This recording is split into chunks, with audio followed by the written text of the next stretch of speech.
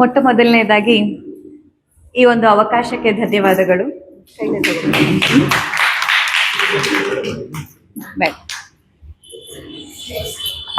ಇದೊಂದು ಯಾವುದೇ ಒಂದು ಆಡಂಬರದ ಕಾರ್ಯಕ್ರಮ ಅಲ್ಲ, ಇದೊಂದು ಆತ್ಮೀಯತೆಯ ಕಾರ್ಯಕ್ರಮ.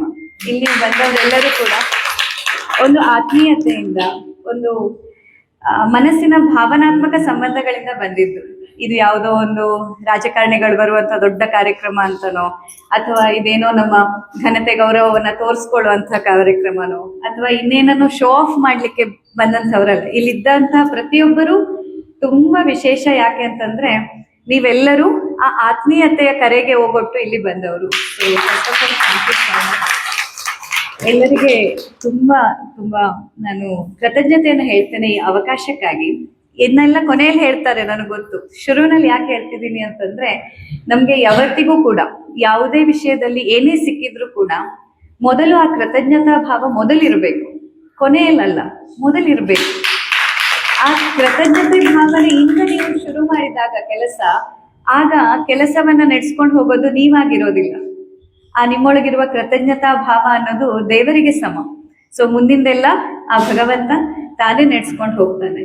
ಹಾಗೆ ಇವತ್ತಿನ ಈ ಕಾರ್ಯಕ್ರಮಕ್ಕೆ ಬರಬೇಕು ಅಂತ ಕೃಷ್ಣ ಶೆಟ್ಟಿ ಸರ್ ಅವರು ಹೇಳಿದಾಗ ನಾನು ತುಂಬಾ ಹೆಮ್ಮೆಯಿಂದ ಹೇಳೋದೇನಂದ್ರೆ, ನಾನು ಇವತ್ತಿನ ದಿನ ಬಂದಿದ್ದೆ ಅವರಿಗೋಸ್ಕರ. ಇದು ನನ್ನ ಕಡೆಯಿಂದ ಅವರ ಈ 77ನೇ ಜನ್ಮದಿನಕ್ಕೆ ಉಡುಗೊರೆಯಾಗಿ ನಾನಿಲ್ಲಿ ಬಂದಿದ್ದೆ. ನೀವು ಹೀಗೆ ಆರೋಗ್ಯದಿಂದ ಶತಾಯುಷಿಗಳಾಗಬೇಕು. ನೀವು ಶತಾಯುಷಿಗಳಾದಾಗ ನಾವು ಮತ್ತೆ ಇನ್ನಷ್ಟು ಸಂಭ್ರಮದ ಒಂದು ಕಾರ್ಯಕ್ರಮ ಮಾಡಬೇಕು ಅನ್ನುವಂಥ ಸಂಕಲ್ಪ ಇವತ್ತಿನ ದಿನ ನಾವೆಲ್ಲರೂ ಸೇರಿ ಮಾಡೋಣ. ಹಾಗೂ ಸರ್ಗಾಗಿ ಪ್ರಾರ್ಥನೆಯನ್ನ ಮಾಡೋಣ. ಆಯುಷ್ಯ ಪರ್ಯಂತ ಹೊರೆ ಆಗಿದಾಗೆ ಶರೀರ ಬಿಡೋ ತರ ಬಿಟ್ಟರೆ ಶ್ರೀರಾಮ ಅಷ್ಟೇ ಸಾಕು. ನಮ್ಮ ತಾಯಿಯವರು 105 ವಯಸ್ಸು ಒಂದು ತುತ್ತು ಕಮ್ಮಿ ತಿನ್ನಿ, ಆರೋಗ್ಯ ಚೆನ್ನಾಗಿರುತ್ತೆ. ಆದಷ್ಟು ಪಾಲನೆ ಮಾಡ್ತಾ ಇದ್ದೀನಿ. ಧನ್ಯವಾದಗಳು. ತುಂಬಾ ಅದ್ಭುತವಾದ ಮಾತು. ಸೊ ಇವತ್ತಿನ ಕಾರ್ಯಕ್ರಮವನ್ನು ಶುರು ಮಾಡುವಾಗ ದಯವಿಟ್ಟು ಎಲ್ಲರೂ ಒಮ್ಮೆ ನೇರವಾಗಿ ಕೂತ್ಕೊಳ್ಳಿ. ಪ್ರಾರ್ಥನೆ ಜೊತೆಯಲ್ಲೇ ಶುರು ಮಾಡೋಣ. ನೇರವಾಗಿ ಕೂತ್ಕೊಳ್ಳಿ. ಬೆನ್ನು ನೇರವಾಗಿರ್ಬೇಕು. ನಮ್ಮೆಲ್ಲ ಶಕ್ತಿಗಳ ಸಂಚಲನ ಆಗೋದು ಈ ಬೆನ್ನು ಹುರಿಯ ಮೂಲಕವೇ. ಸೊ ಬೆನ್ನು ಹುರಿ ನೇರವಾಗಿರ್ಬೇಕು. ಬೆನ್ನು ನೋವಿದ್ದವ್ರು ಬೇಕಾದ್ರೆ ಸಪೋರ್ಟ್ ತಗೊಳ್ಳಿ, ಆದ್ರೆ ಬೆನ್ನು ನೇರವಾಗಿರ್ಬೇಕು. ಕಣ್ಣುಗಳು ಮುಚ್ಚಿರ್ಲಿ. ದಯವಿಟ್ಟು ಕಣ್ಣನ್ನ ಮುಚ್ಚಿ. ನಾನಿಲ್ಲೇ ಇರ್ತೀನಿ, ಎಲ್ಲೂ ಹೋಗೋದಿಲ್ಲ. ದಯವಿಟ್ಟು ಕಣ್ಮುಚ್ಚಿ. ಆಳವಾಗಿ ಉಸಿರನ್ನ ತೆಗೆದುಕೊಳ್ಳಿ. ನಿಧಾನಕ್ಕೆ ಉಸಿರನ್ನ ಹೊರಹಾಕಿ. ಸಂಪೂರ್ಣವಾಗಿ ಉಸಿರಿನ ಮೇಲೆ ಗಮನವನ್ನ ಕೇಂದ್ರೀಕೃತ ಮಾಡ್ತಾ ಬನ್ನಿ. ಆಳವಾದಂತಹ ಉಸಿರಾಟ. ನಮಸ್ಕಾರ ಮುದ್ರೆಗೆ ಬನ್ನಿ. ಎರಡೂ ಕೈಗಳನ್ನ ಎದೆಯ ಮುಂಭಾಗದಲ್ಲಿ ಜೋಡಿಸಿ ನಮಸ್ಕಾರ ಮುದ್ರೆಗೆ ಬನ್ನಿ. ನನ್ನೊಟ್ಟಿಗೆ ಹೇಳಿ, ಅಸತೋ ಮಾ ಸದ್ಗಮಯ ತಮಸೋ ಮಾ ಜ್ಯೋತಿರ್ಗಮಯ ಮೃತ್ಯೋರ್ಮಾ ಅಮೃತಂಗಮಯ. ಓಂ ಶಾಂತಿ ಶಾಂತಿ ಶಾಂತಿ. ಎರಡು ಕೈಗಳನ್ನ ಉಜ್ಜಿ, ಕೈಗಳು ಬೆಚ್ಚಗಾದ ಮೇಲೆ ಕಣ್ಣಿನ ಮೇಲೆ ಇಟ್ಟು ಮುಗುಳ್ನಗೆಯೊಂದಿಗೆ ಕಣ್ಗಳನ್ನ ಓಪನ್ ಮಾಡಿ.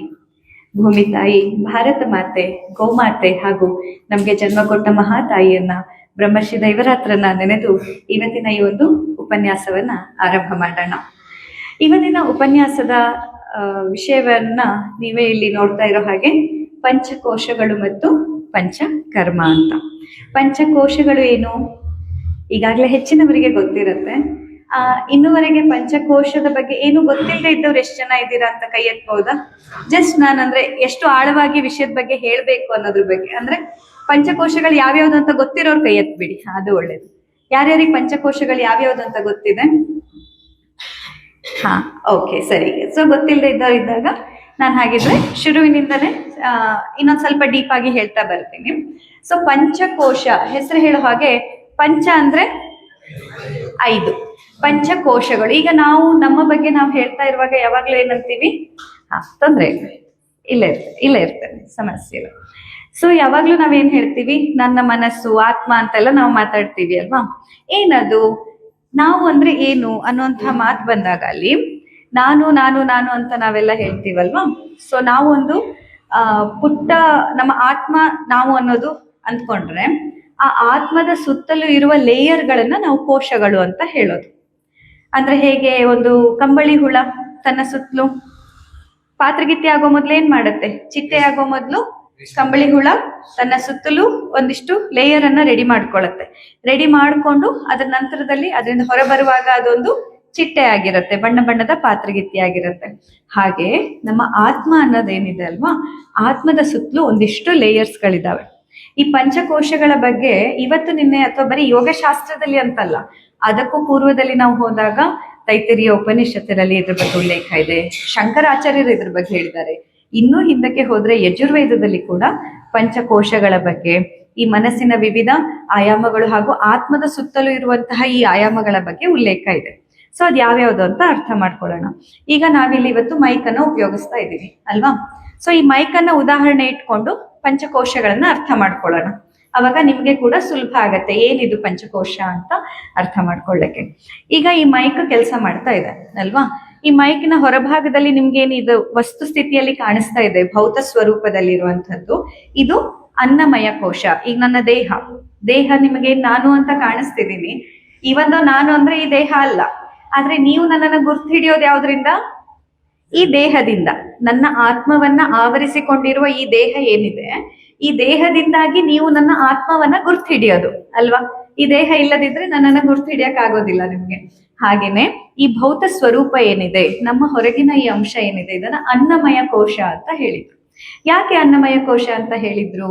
ಯಾಕೆ ಅಂತಂದ್ರೆ ಅನ್ನದಿಂದ ಇದು ಹುಟ್ಟುಕೊಳ್ಳತ್ತೆ ಅಥವಾ ಅನ್ನದಿಂದ ಇದು ಬೆಳೆಯತ್ತೆ, ಆಹಾರದಿಂದ ಬೆಳೆಯುವಂಥದ್ದಾಗಿರೋದ್ರಿಂದ ಇದನ್ನ ಅನ್ನಮಯ ಕೋಶ ಅಂತ ಹೇಳಿದ್ರು. ಸೊ ಇದು ಹಾಗಿದ್ರೆ ಈಗ ಈ ಮೈಕ್ ಇದು ಕೆಲಸ ಮಾಡ್ತಿದ್ಯಾ ಇಲ್ವಾ ಅಂತ ಗೊತ್ತಾಗುವಾಗ, ಅಥವಾ ಕೆಲಸ ಮಾಡಕ್ಕೆ ಇಲ್ಲಿ ಏನೋ ಬೇಕು, ಏನ್ ಬೇಕು, ಇಲ್ಲಿ ಒಂದು ಕನೆಕ್ಷನ್ ಇದೆ. ಯಾವ್ದಕ್ ಕನೆಕ್ಷನ್ ಇದೆ? ಇಲೆಕ್ಟ್ರಿಸಿಟಿ, ಕರೆಂಟಿಗೆ ಅಲ್ವಾ. ಯಾವ್ದಕ್ ಕರೆಂಟ್, ಈಗ ಇದು ಇಲ್ಲಿ ಕರೆಂಟ್ ಹೋಗ್ಬಿಟ್ರೆ, ಈ ಕನೆಕ್ಷನ್ ತಪ್ಪಾಗ್ಬಿಟ್ರೆ ಕೆಲಸ ಮಾಡೋದಿಲ್ಲ. ಹಾಗೇನೆ ನಮ್ಮ ಈ ಆತ್ಮಸ್ವರೂಪದಲ್ಲಿ, ಈಗ ದೇಹದಲ್ಲಿ ನೀವೇ ನನ್ನನ್ನ ನೋಡ್ತಾ ಇದ್ದೀರಾ, ನಾನ್ ಕೆಲಸ ಮಾಡ್ಬೇಕು, ನಾನ್ ಚೈತನ್ಯ ಸ್ವರೂಪದಿಂದ ಇರ್ಬೇಕು ಅಂದ್ರೆ ನನ್ನೊಳಗೆ ಏನಿರ್ಬೇಕು? ಪ್ರಾಣ ಇರ್ಬೇಕು. ನನ್ನೊಳಗೆ ಪ್ರಾಣ ಇರ್ಬೇಕು. ಸೊ ಆ ಪ್ರಾಣಮಯ ಕೋಶ ಎರಡನೇ ಲೇಯರ್. ಈಗ ನನ್ನ ಡೈಸೆಕ್ಟ್ ಮಾಡ್ತಾ ಹೋದ್ರೆ ಹೊರಗಡೆಯಿಂದ ನಾನೇನ್ ಕಾಣಿಸ್ತಾ ಇದ್ದೀನಿ ನಿಮ್ಗೆ? ಅನ್ನಮಯ ಕೋಶ. ಅದರೊಳಗಿರುವಂತಹ ಚೈತನ್ಯ ಸ್ವರೂಪದ ನಾನು ಏನು? ಪ್ರಾಣಮಯ ಕೋಶ. ಇದ್ರೊಳಗೆ ಈ ಮೈಕ್ ಒಳಗಿರುವಂತಹ ಕರೆಂಟ್ ಇದ್ದ ಹಾಗೆ ಆಯ್ತು. ಈಗ ಈ ಹೊರಗಡೆ ಕೋಶವೂ ಸರಿಯಾಗಿದೆ, ಕರೆಂಟು ಇದೆ ಅಂತ ಇಟ್ಕೊಳ್ಳೋಣ. ನಾವೀಗ ಸ್ವಿಚ್ ಹಾಕದೇ ಇದ್ರೆ ಏನಾಗತ್ತೆ? ಇದು ಮೈಕ್ ಕೆಲಸ ಮಾಡತ್ತಾ? ಇಲ್ಲ, ಸ್ವಿಚ್ ಹಾಕ್ಬೇಕು ಅಲ್ವಾ. ಹಾಗೆ ನಮ್ಮೊಳಗೂ ಒಂದು ಸ್ವಿಚ್ ಇದೆ. ಏನು ಗೊತ್ತಾ? ಅದು ನಮ್ಮ ಮನಸ್ಸು. ಎಷ್ಟೆಲ್ಲ ಸತಿ ನೋಡಿ, ಇದೇ ಪ್ರಾಣ, ಉಸಿರಾಡ್ತಾ ಇರ್ತೀವಿ, ಜೀವಂತವಾಗಿರ್ತೀವಿ ಅಲ್ವಾ, ಇದೇ ದೇಹ. ಆದ್ರೆ ಒಮ್ಮೊಮ್ಮೆ ಮನ್ಸಿರಲ್ಲ ನಮ್ಗೆ, ನಾವು ಮನ್ಸು ಮಾಡೋದಿಲ್ಲ. ಮನ್ಸು ಮಾಡದೇ ಇದ್ದಾಗ ನಮ್ಮ ದೇಹ ಹಾಗೂ ನಮ್ಮ ಪ್ರಾಣ ಚೈತನ್ಯ ಆ ಕ್ಷಣಕ್ಕೆ ತಟಸ್ಥ ಇದ್ದ ಹಾಗೆ ಅನ್ಸತ್ತೆ. ಈಗ ನನಗೆ ಸ್ವಿಚ್ ಆನ್ ಮಾಡಕ್ಕೆ ಮನ್ಸಿಲ್ಲ, ಹಾಗಾಗಿ ನಾನು ಸ್ವಿಚ್ ಆನ್ ಮಾಡಿಲ್ಲ. ಆದ್ರೆ ಇದು ಮೈಕ್ ಅನ್ನ ನಾವ್ ಯಾವ ಅಂಗಡಿಯಿಂದ ತಂದಿದ್ವೋ ಅವ್ರ ಹತ್ರ ಹೋಗಿ ನಾವು ಕಂಪ್ಲೇಂಟ್ ಬರ್ಸಿದ್ರೆ, ನಿಮ್ ಮೈಕ್ ವರ್ಕ್ ಮಾಡ್ತಾ ಇಲ್ಲಪ್ಪ, ಏನ್ ಕೊಟ್ಬಿಟ್ಟಿದ್ಯಾ ಮೈಕ್, ಇದು ಕೆಲಸ ಮಾಡ್ತಿಲ್ಲ ಅಂತ ಹೇಳಿದ್ರೆ ಅವ್ರು ಫಸ್ಟ್ ಏನಂತಾರೆ? ಬಂದು ಚೆಕ್ ಮಾಡ್ತೀನಿ ಅಂತಾರೆ. ಚೆಕ್ ಮಾಡಿದ್ಮೇಲೆ ಏನಂತಾರೆ? ಏನ್ ಸರ್ ನೀವು ಒಂದ್ ಸ್ವಿಚ್ ಆನ್ ಮಾಡದೆ ಸುಮ್ನೆ ನನಗೆ ಕರಿತೀರಲ್ಲ, ನಮ್ ಪ್ರಾಡಕ್ಟ್ ತುಂಬಾ ಚೆನ್ನಾಗಿದೆ ಅಂತ. ಹೌದಲ್ವಾ? ಹಾಗೇನೆ ಕರೆಂಟ್ ಕನೆಕ್ಷನ್ ಇಲ್ಲ, ಮೈಕ್ ಸರಿಯಾಗಿದೆ, ಸ್ವಿಚ್ ಆನ್ ಮಾಡಿದ್ದೀರಾ, ಆದ್ರೆ ಮಧ್ಯೆ ಕರೆಂಟ್ ಕನೆಕ್ಷನ್ ಇಲ್ಲ, ಇದಿಲ್ಲ. ಅವಾಗ ಮೈಕ್ ವರ್ಕ್ ಆಗ್ತಿಲ್ಲ ಅಂತ ನೀವು ಕಂಪ್ಲೇಂಟ್ ಮಾಡಿದ್ರೆ ಏನಂತಾರೆ? ಮೊದ್ಲು ಕರೆಂಟ್ ಕನೆಕ್ಷನ್ ಕೊಡಿ ಸರ್, ಕರೆಂಟ್ ಬರ್ಲಿ, ಇಲೆಕ್ಟ್ರಿಸಿಟಿ ಬಂದ್ರೆ ಖಂಡಿತ ಸರಿಯಾಗಿ ಕೆಲಸ ಮಾಡತ್ತೆ ಅಂತ ಅಲ್ವಾ. ಹಾಗೆ ಇಲ್ಲಿ ನಮ್ಮ ಮನೋಮಯ ಕೋಶ ಮೂರನೆಯ ಲೇಯರ್. ಈ ಪಂಚಕೋಶಗಳಲ್ಲಿ ಮೊದಲನೇ ಲೇಯರ್ ಯಾವುದು? ಅನ್ನಮಯ ಕೋಶ, ಈ ದೇಹ. ಎರಡನೇ ಲೇಯರ್ ಯಾವುದು? ಪ್ರಾಣಮಯ ಕೋಶ. ಅದೇನಿದು? ಪ್ರಾಣ, ನಮ್ಮೊಳಗಿರುವಂತಹ ಪ್ರಾಣ ಚೈತನ್ಯ. ಮೂರನೇ ಲೇಯರ್ ಯಾವುದು? ಮನೋಮಯ ಕೋಶ, ನಮ್ಮೊಳಗಿನ ಮನಸ್ಸು, ನಮ್ಮ ಭಾವನೆಗಳು. ಹಾಗೆ ಆಯ್ತು. ಈಗ ನನ್ನ ಹತ್ರ ಮೈಕು ಚೆನ್ನಾಗೇ ಇದೆ, ಇದಕ್ಕೆ ಕನೆಕ್ಷನ್ನು ಇದೆ, ಸ್ವಿಚ್ ಕೂಡ ಆನ್ ಮಾಡ್ಬೇಕನ್ನೋ ಮನಸ್ಸಿದೆ, ಆದ್ರೆ ಸ್ವಿಚ್ ಎಲ್ಲಿದೆ ಅಂತ ಗೊತ್ತಿಲ್ಲ ಅಂತ ಅಂದ್ಕೊಳ್ಳೋಣ. ಈಗ ನೀವೆಲ್ಲರೂ ಇನ್ನೊಮ್ಮೆ ಆದ್ರೂ ಅನುಭವಿಸಿರ್ತೀರಾ, ಹಿರಿಯರು ಕೆಲವರು ಇರೋದ್ರಿಂದ.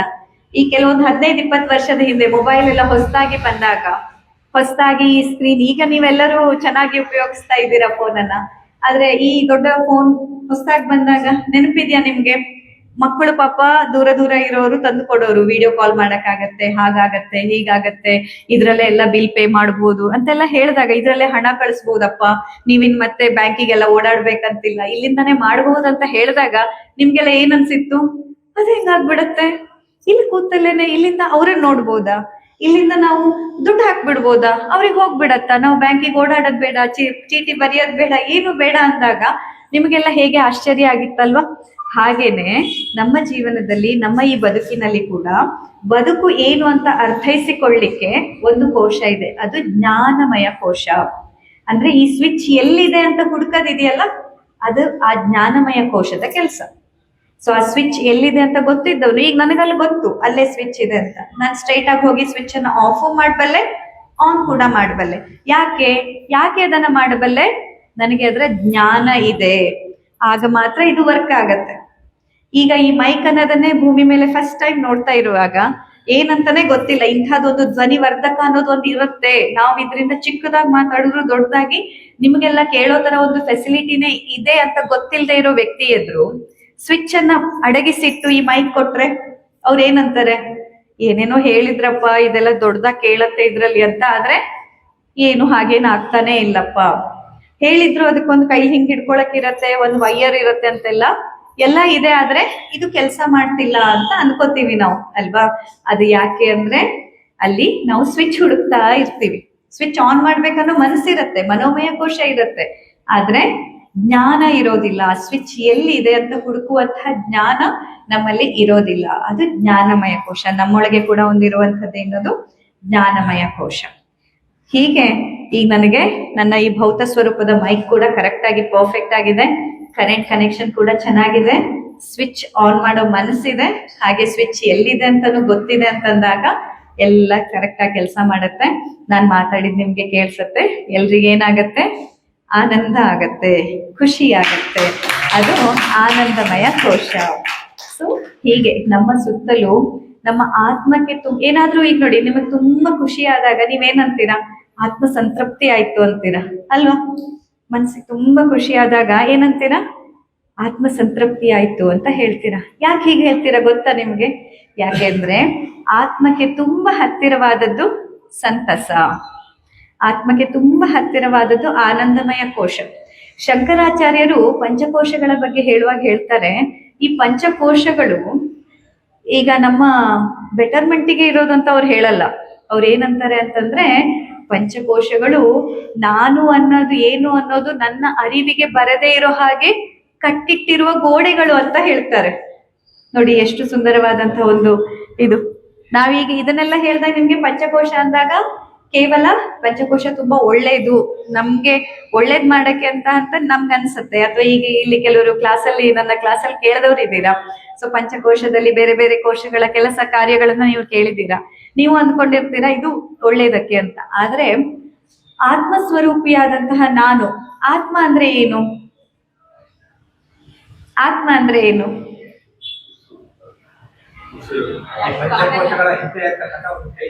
ಹಾ, ಪಂಚಕೋಶಗಳ ಒಳಗ ಭಾಗದಲ್ಲಿ ಇರುವಂತದ್ದು ಆ ಆತ್ಮ, ನಾನು ಅನ್ನೋ ಅಸ್ತಿತ್ವನೇ ಆತ್ಮ. ಅದರ ಸುತ್ತಲೂ ಈ 5 ಲೇಯರ್ ಇದೆ. 5 ಲೇಯರ್ನ ಹೊರಗಡೆ ಏನಿದೆ? ಈ ಬ್ರಹ್ಮಾಂಡದಲ್ಲಿ ಏನಿದೆ? ಆತ್ಮವೇ ಇರೋದು. ಹೇಳ್ತೀವಲ್ಲ ನಾವು, ಅಲ್ಲಿ ಪರಮಾತ್ಮ, ಇದು ಆತ್ಮ, ಅಥವಾ ಇದು ಬ್ರಹ್ಮಾಂಡ, ಇದು ಪಿಂಡಾಂಡ ಅಂತ ಹೇಳ್ತೀವಿ ನಾವು. ಅಂದ್ರೆ ಹೊರಗಡೆ ಏನಿದೆ ಅದೇ ನಮ್ಮಲ್ಲಿ ಇರೋದು. ಉದಾಹರಣೆಗೆ ಇನ್ನ ಸಿಂಪಲ್ ಆಗಿ ಹೇಳ್ಬೇಕಂತಂದ್ರೆ, ನೀವು ಬಿಸಿನೀರ್ ಹಾಕಿ ಫ್ಲಾಸ್ಕ್ ನೋಡಿರ್ಬೋದು, ಬೇರೆ ಬೇರೆ ಲೇಯರ್ ಇರತ್ತೆ. ಥರ್ಮೋಸ್ಟಾಟ್ ಫ್ಲಾಸ್ಕ್ ಅಂತ ಸಿಗತ್ತಲ್ವಾ? ಸೊ ಇಮ್ಯಾಜಿನ್ ಮಾಡ್ಕೊಳ್ಳಿ, 5 ಲೇಯರ್ ಇರುವಂತಹ ಫ್ಲಾಸ್ಕ್ ನಿಮ್ ಹತ್ರ ಇದೆ ಅಂತ ಇಟ್ಕೊಳ್ಳಿ. ಒಂದು ವಿಶಾಲವಾದಂತಹ ನೀರಿನ ಆಗರ ಇದೆ ಅಂತ ಅನ್ಕೊಳ್ಳೋಣ. ಸೊ ವಿಶಾಲವಾದ ನೀರಿನ ಆಗರದಲ್ಲಿ ಈಗ ನಾವಿಲ್ಲಿ ಎಷ್ಟು ಜನ ಇದ್ದೇವೋ ಅಷ್ಟು ಜನ ಒಂದೊಂದು ಫ್ಲಾಸ್ಕ್ ಅಲ್ಲಿ ಆ ಆಗರದಿಂದ ನೀರನ್ನ ತೆಗೆದು ಆ ಫ್ಲಾಸ್ಕ್ ಅನ್ನ ಇಟ್ಕೊಂಡಿದ್ದೀವಿ. ಒಂದು ಕೆಂಪು ಬಣ್ಣದ ಫ್ಲಾಸ್ಕ್, ಒಂದು ಕಪ್ಪು ಬಣ್ಣದ ಫ್ಲಾಸ್ಕ್, ಇನ್ನೊಂದು ಒಂದೊಂದು ಥರದ ಒಂದೊಂದು ರೀತಿಯ ಒಂದೊಂದು ಶೇಪಲ್ಲಿ ಇರುವಂತಹ ಫ್ಲಾಸ್ಕ್ಗಳಂತ ಅಂದ್ಕೊಳ್ಳೋಣ. ಸೊ ಅವಾಗ ಫ್ಲಾಸ್ಕ್ ಅಲ್ಲಿರುವ ನೀರನ್ನು ಗುರುತಿಸೋದು ಹೇಗೆ? ನನ್ನ ವಾಟರ್ ಬಾಟ್ಲ್ ಯಾವ್ದಂತ ನಾನು ಬಾಟ್ಲಿ ಬಣ್ಣದಿಂದ ಗುರುತಿಸ್ತೀನಿ ಅಲ್ವಾ, ಓ ಇದು ನನ್ನ ವಾಟರ್ ಬಾಟ್ಲ್ ಅಂತ. ಆದ್ರೆ ತುಂಬಾ ಬ್ರಾಡರ್ ಆಸ್ಪೆಕ್ಟ್ ಅಲ್ಲಿ ನೀವು ನೋಡಿದಾಗ ಎಲ್ಲಾ ಬಾಟ್ಲಿಯಲ್ಲಿ ಹಾಕಿರೋ ನೀರ್ ಯಾವ್ದ್ರದ್ದು? ಅದೇ ವಿಶಾಲ ಆಗರದಿಂದ ತೆಗೆದು ಬೇರೆ ಬೇರೆ ಆಕಾರ, ಗಾತ್ರ, ಬಣ್ಣಗಳಿರುವಂತಹ ಆಕಾರದಲ್ಲಿ ತುಂಬಿಸಿದ್ದು ನಾವು ಅಲ್ವಾ. ತುಂಬಿಸಿದ್ಮೇಲೆ ಈಗ ನೋಡಿ, ಒಮ್ಮೆ ಇದೆಲ್ಲನ್ನ ತುಂಬಿಸಿ ನಿಮ್ ಕೈಗೆ ಆ ಫ್ಲಾಸ್ಕ್ ಕೊಟ್ಮೇಲೆ ಅದು ನಿಮ್ದು ಅಲ್ವಾ. ಅವಾಗ ಇದ್ ನನ್ ಬಾಟ್ಲೆ, ಇನ್ನೊಂದು ಅಂತ ನಮಗ್ ಬಂದ್ಬಿಡತ್ತೆ.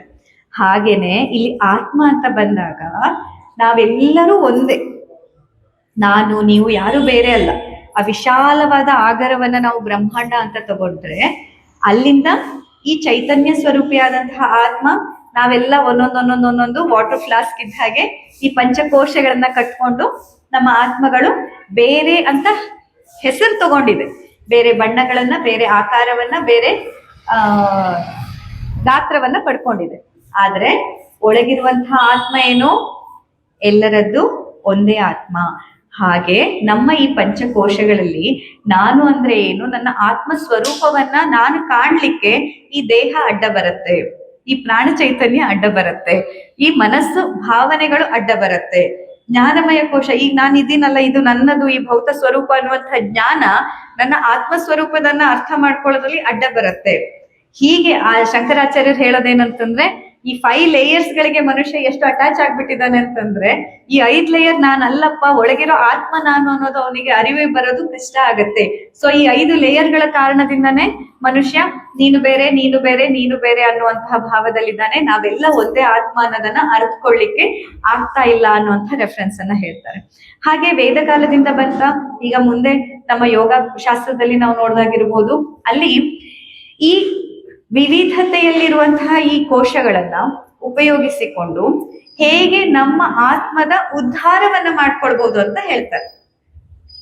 ನಮ್ಮ ಆತ್ಮದ ಉದ್ಧಾರ ಅಂದ್ರೆ ಏನು? ಈ ಜೀವನ್ ಮರಣದ ಚಕ್ರದಿಂದ ಹೊರಬರೋದು. ಈಗ ನಾವೆಲ್ಲ ಯಾವ್ದ್ರಲ್ಲಿದ್ದೀವಿ?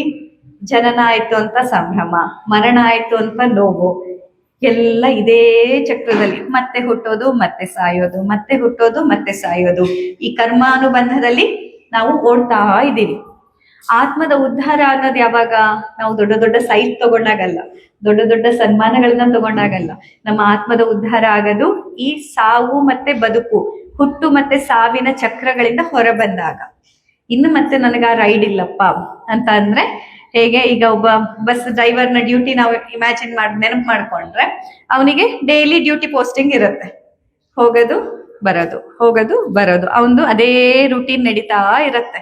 ಸೊ ರಿಟೈರ್ಮೆಂಟ್ ಆದಾಗ ಆಯ್ತಪ್ಪ ಅಂತೂ ಇನ್ನು ಡ್ಯೂಟಿ ಮುಗೀತು, ಇನ್ನು ಮತ್ತೆ ಡೈಲಿ ಬೆಂಗಳೂರು ಟು ಮೈಸೂರು ಗಾಡಿ ಹೊಡೆಯೋದು, ಟ್ರಿಪ್ ಹೋಗೋದು, ಇನ್ನು ನನಗಿಲ್ಲ, ಆತನ ಡ್ಯೂಟಿ ಮುಗೀತು. ಸೊ ಅಲ್ಲಿ ಸಂತೃಪ್ತ ಭಾವ ಇರೋದು ಯಾವಾಗ?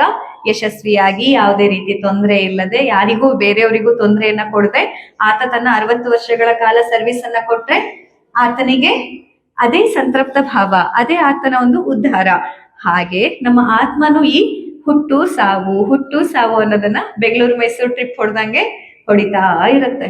ಬರೀ 7 ಜನ್ಮಗಳಿರೋದಲ್ಲ, ನಮ್ಮ ಆತ್ಮದ ಉದ್ಧಾರ ಆಗೋ ತನಕ, ಕರ್ಮಕ್ಷಯ ಪೂರ್ತಿಯಾಗಿ ಆಗೋ ತನಕ ಹುಟ್ಟು ಸಾವು ಆಗ್ತಾನೇ ಇರುತ್ತೆ. ಸೊ ಯಾವಾಗ ನಮ್ಗೆ ಸಂತೃಪ್ತಿ ಸಿಗೋದು, ಆತ್ಮದ ಉದ್ಧಾರ ಆಗೋದು, ಇನ್ನು ಮತ್ತೆ ಹುಟ್ಟಿಲ್ಲ, ಇನ್ನು ಮತ್ತೆ ಹುಟ್ಟು ಸಾವಿನ ಚಕ್ರ ನನಗಿಲ್ಲ ಅನ್ನುವಂಥ ಸ್ಥಿತಿಯನ್ನ ಆತ್ಮ ಪಡ್ಕೊಂಡಾಗ ಅದು ಆತ್ಮದ ಉದ್ಧಾರ ಆಗೋದು ಅಂತ. ಸೊ ಈ ಪಂಚಕೋಶಗಳ ಅರಿವು ನಿಮ್ಮ ಆತ್ಮ ಉದ್ಧಾರದತ್ತ ನಿಮ್ಮನ್ನ ತಗೊಂಡು ಹೋಗ್ಬೇಕು. ಪಂಚಕೋಶದ ಅರಿವನ್ನ ಇಟ್ಕೊಂಡು ನೀವೇನ್ ಮಾಡ್ಬೇಕಾಗಿದ್ರೆ, ಸರಿ ಮೇಡಮ್ ಇಷ್ಟೆಲ್ಲ ಏನೋ ಹೇಳ್ತಿದ್ದೀರಾ, ಈ ಸದ್ಯಕ್ಕೆ ನನಗೆ ಕಾಲ್ ನೋವಿದೆ, ಇದಕ್ಕೇನು ಉಪಯೋಗ? ಈ ನಾಲೆಜ್ ಇಟ್ಕೊಂಡು ಆತ್ಮ ಉದ್ಧಾರ ಆಗತ್ತೋ ಬಿಡತ್ತೋ? ಈಗ ಸದ್ಯಕ್ಕೆ ನನಗೆ ತೊಂದರೆ ಆಗ್ತಿರೋದೇನು? ಈ 1 ಗಂಟೆ ಕೂತ್ಕೊಂಡು ನಿಮ್ ಪಾಠ ಕೇಳಿದ್ರೆ, ಪಾಠ ಮುಗಿಸಿ ಮೇಲೆ ಹೇಳುವಾಗ ಹೆಂಗಪ್ಪ ಹೇಳಿ, ಕಾಲ್ ಹಿಡ್ಕೊಂಡ್ಬಿಡತ್ತೆ, ಸೊಟ್ಟ ಹಿಡ್ಕೊಂಡ್ ಬಿಡತ್ತೆ ಅನ್ನೋದು ಯೋಚನೆ ಆಗಿದೆ. ಇದಕ್ಕೇನು ಉಪಯೋಗ ಆಗತ್ತೆ ಅಂದಾಗ ಖಂಡಿತವಾಗಿ ಉಪಯೋಗ ಆಗತ್ತೆ. ನೀವ್ ಯಾವಾಗ ನಿಮ್ಮ ದೇಹದ ಈ ಲೇಯರ್ಸ್ ಗಳನ್ನ ಅರ್ಥ ಮಾಡ್ಕೊಳ್ತಾ ಬರ್ತೀರಾ, ದೇಹ ಅಥವಾ ನಾನು ಅಂತ ಬಂದಾಗ ನನ್ನ ದೇಹ ಇದೆ, ಒಳಗೆ ಪ್ರಾಣ ಚೈತನ್ಯ ಇದೆ, ಒಳಗೆ ಮನಸ್ಸಿದೆ, ಅದ್ರೊಳಗೆ ಜ್ಞಾನ ಇದೆ, ಅದರ ಒಳಗಡೆ ಆನಂದ ಇದೆ ಅನ್ನೋದನ್ನ ನೀವು ಅರ್ಥಕೊಂಡಾಗ ನೀವು ಅನುಭವಿಸುವಂತಹ ಎಲ್ಲ ನೋವು, ಇಲ್ಲಿ ಕೆಲವರಿಗೆ ಕಾಲು ನೋವು ಇರ್ಬೋದು, ಸೊಂಟ ನೋವು ಇರ್ಬೋದು, BP ಇರ್ಬೋದು, ಹಾರ್ಟ್ ಪೇಷಂಟ್ ಇದ್ದಿರ್ಬೋದು, ಕಿಡ್ನಿ ಪ್ರಾಬ್ಲಮ್ ಇದ್ದಿರ್ಬೋದು, ಚರ್ಮ ರೋಗ ಇದ್ದಿರ್ಬೋದು, ವಾಟ್ ಎವರ್ ಇಟ್ ಇಸ್, ಯಾವುದೇ ರೀತಿಯ ಸಮಸ್ಯೆಗಳಿದ್ದರೂ ಆ ಸಮಸ್ಯೆಯ ತೀವ್ರತೆ ಕಮ್ಮಿ ಆಗತ್ತೆ. The very moment you understand, ಆ ಕ್ಷಣದಲ್ಲಿ ನೀವು ಅರ್ಥ ಮಾಡ್ಕೊಂಡ ತಕ್ಷಣದಲ್ಲಿ ಈ ತೀವ್ರತೆ ಕಮ್ಮಿ ಆಗತ್ತೆ. ಇದಕ್ಕೆ ಇನ್ನೂ ಒಂದು ಉದಾಹರಣೆ ತಗೊಳ್ಳೋಣ. ಹಿರಿಯರಾದವರೆಲ್ಲ ನಿಮ್ಮ ಮೊಮ್ಮಕ್ಕಳನ್ನ ನೆನಪು ಮಾಡ್ಕೊಳ್ಳಿ, ಕಿರಿಯ ವಯಸ್ಸಲ್ಲಿರೋರೆಲ್ಲ ನಿಮ್ಮ ಮಕ್ಕಳನ್ನ ನೆನಪು ಮಾಡ್ಕೊಳ್ಳಿ. ನಿಮ್ಗೆ ಈಗ ಏನೇನ್ ಸಮಸ್ಯೆಗಳಿದೆ ಅದೇ ಸಮಸ್ಯೆ ಇದೆ, ನಿಮ್ಗೆ ಏನೇನ್ ನೋವಿದೆ ಅದೆಲ್ಲ ನೋವು ಹೀಗೆ ಇದೆ. ಈ ಕ್ಷಣದಲ್ಲಿ ಒಮ್ಮೆ ನೀವು ನಿಮ್ಮ ಮಗುವಿನೊಟ್ಟಿಗೆ ಈ ಹಾಲಲ್ಲಿ ನೀವು ಒಬ್ಬರೇ ಇದ್ದೀರಾ ಅಂತ ಇಟ್ಕೊಳ್ಳೋಣ. ನೀವು ಆ ಒಂದು ಪುಟ್ಟ ಮಗು, 1-2 ವರ್ಷದ ಮಗು ಇದೆ ಅಂತ ಇಟ್ಕೊಳ್ಳೋಣ. ಸಡನ್ ಆಗಿ ಅದು ಬೆಂಕಿ ಮುಟ್ಟೋದಕ್ಕೋ ಅಥವಾ ಇಲ್ಲೇನಾದ್ರೂ ಚೇರ್ ಇದ್ರೆ ಅದನ್ನ ಹತ್ಕೊಂಡು ಅಲ್ಲಿಂದ ಬೀಳೋದಕ್ಕೋ ಆಯ್ತು, ಅಥವಾ ನೀವಿಬ್ಬರೇ ಎಲ್ಲೋ ಹೋಗುವಾಗ ಆಕ್ಸಿಡೆಂಟ್ ಆಯ್ತು, ಏನೋ ಇಂಥದ್ದು ಆಯ್ತು ಅಂತಂದ್ರೆ ಆ ಕ್ಷಣಕ್ಕೆ ನೀವೇನ್ ಮಾಡ್ತೀರಾ? ಆ ಮಗುವನ್ನ ಎತ್ಕೊಂಡು ಬಚಾವ್ ಮಾಡೋದಕ್ಕೆ, ಆಸ್ಪತ್ರೆಗೆ ಹೋಗೋದಕ್ಕೋ, ಬೇರೆ ಯಾರನ್ನಾದ್ರೂ ಕರೆಯೋದಕ್ಕೋ, ಏನಾದ್ರೂ ಮಾಡಿ ಆ ಮಗುವನ್ನ ಕಾಪಾಡ್ಕೊಳ್ಬೇಕು ಅನ್ನೋ ಹತ್ರ ನಿಮ್ಮ ಶಕ್ತಿ ಮೀರಿ ಪ್ರಯತ್ನ ಮಾಡ್ತೀರಾ. ಹೌದಾ ಅಲ್ವಾ? ಹೌದಾ ಅಲ್ವಾ? ಅಥವಾ ಅಯ್ಯೋ ಪಾಪ ಮಗು ಬಿದ್ದೋಯ್ತು, ತಲೆ ಒಡೆದೋಯ್ತು, ಏನ್ ಮಾಡೋದು, ನನಗ್ ಕಾಲ್ ನೋವು, ನನಗೆ ಹೇಳಕ್ ಆಗಲ್ಲ ಅಂತ ಅಲ್ಲೇ ಕೂತಿರ್ತೀರ ಚೇರಲ್ಲಿ. ಎಂತದ್ದೇ ಕೈ ನೋವಿರ್ಲಿ ಕಾಲ್ ನೋವಿರ್ಲಿ ಎದ್ದು ಓಡ್ ಬರ್ತಿರೋ ಇಲ್ವೋ? ಹೇಗೆ ಬಂತ ಹಾಗಿದ್ರೆ? ಈಗ ಇಲ್ಲಿಂದ ಮೇಲ್ ತಿಂಡಿಗೆ ಹೋಗ್ಬೇಕಂದಾಗ ಕಾಲು ಅಯ್ಯೋ ಹಿಡಿಯತ್ತೆ ಅಂತ ನೋವು ಕೊಡ್ತಾ ಇರೋದು, ಆ ಮಗು ಬಿದ್ದಾಗ ಓಡಿ ಬಂದು ಅದನ್ನ ಹಿಡ್ಕೊಳ್ಳಕ್ಕೆ, ಅದು ಹೊತ್ಕೊಂಡು ಆಸ್ಪತ್ರೆಗೆ ಹೋಗೋದಕ್ಕೆ ಎಲ್ಲಿಂದ ಬಂತು ಶಕ್ತಿ? ಅದು ಮನಸ್ಸಿನಿಂದ ಬಂದಿದ್ದು.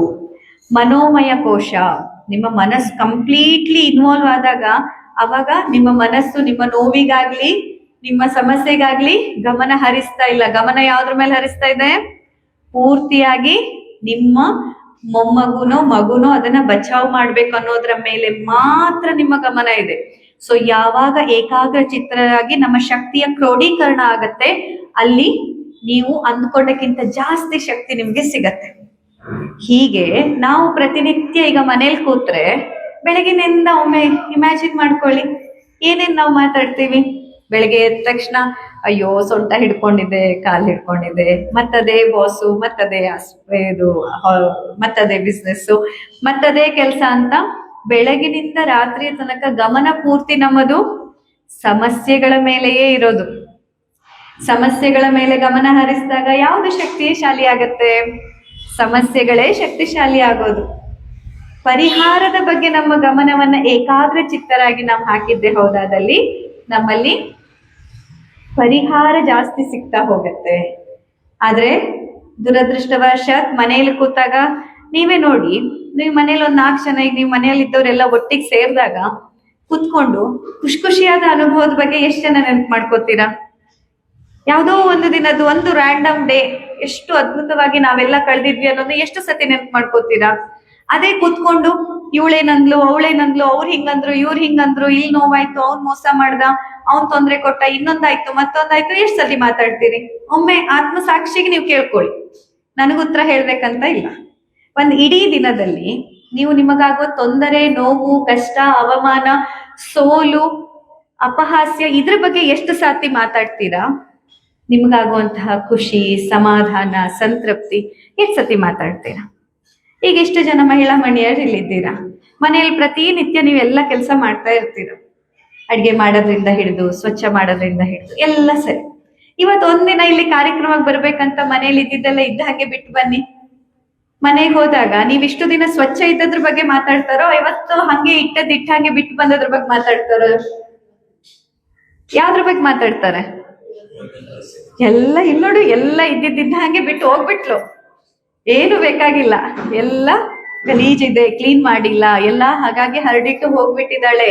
ಆವಾಗ ನಿಮ್ ಮನ್ಸಲ್ಲೂ ಬಂದಿರುತ್ತೆ, ಅಲ್ಲ ಹಾಗಾದ್ರೆ ಇಷ್ಟು ದಿನ ನಾನು ಕ್ಲೀನಾಗಿ ಇಟ್ಕೊಂಡಿದ್ದೆ, ಒಂದಿನ ನನಗೆ ಹೊಗಳಿದ್ರ ಇವ್ರು?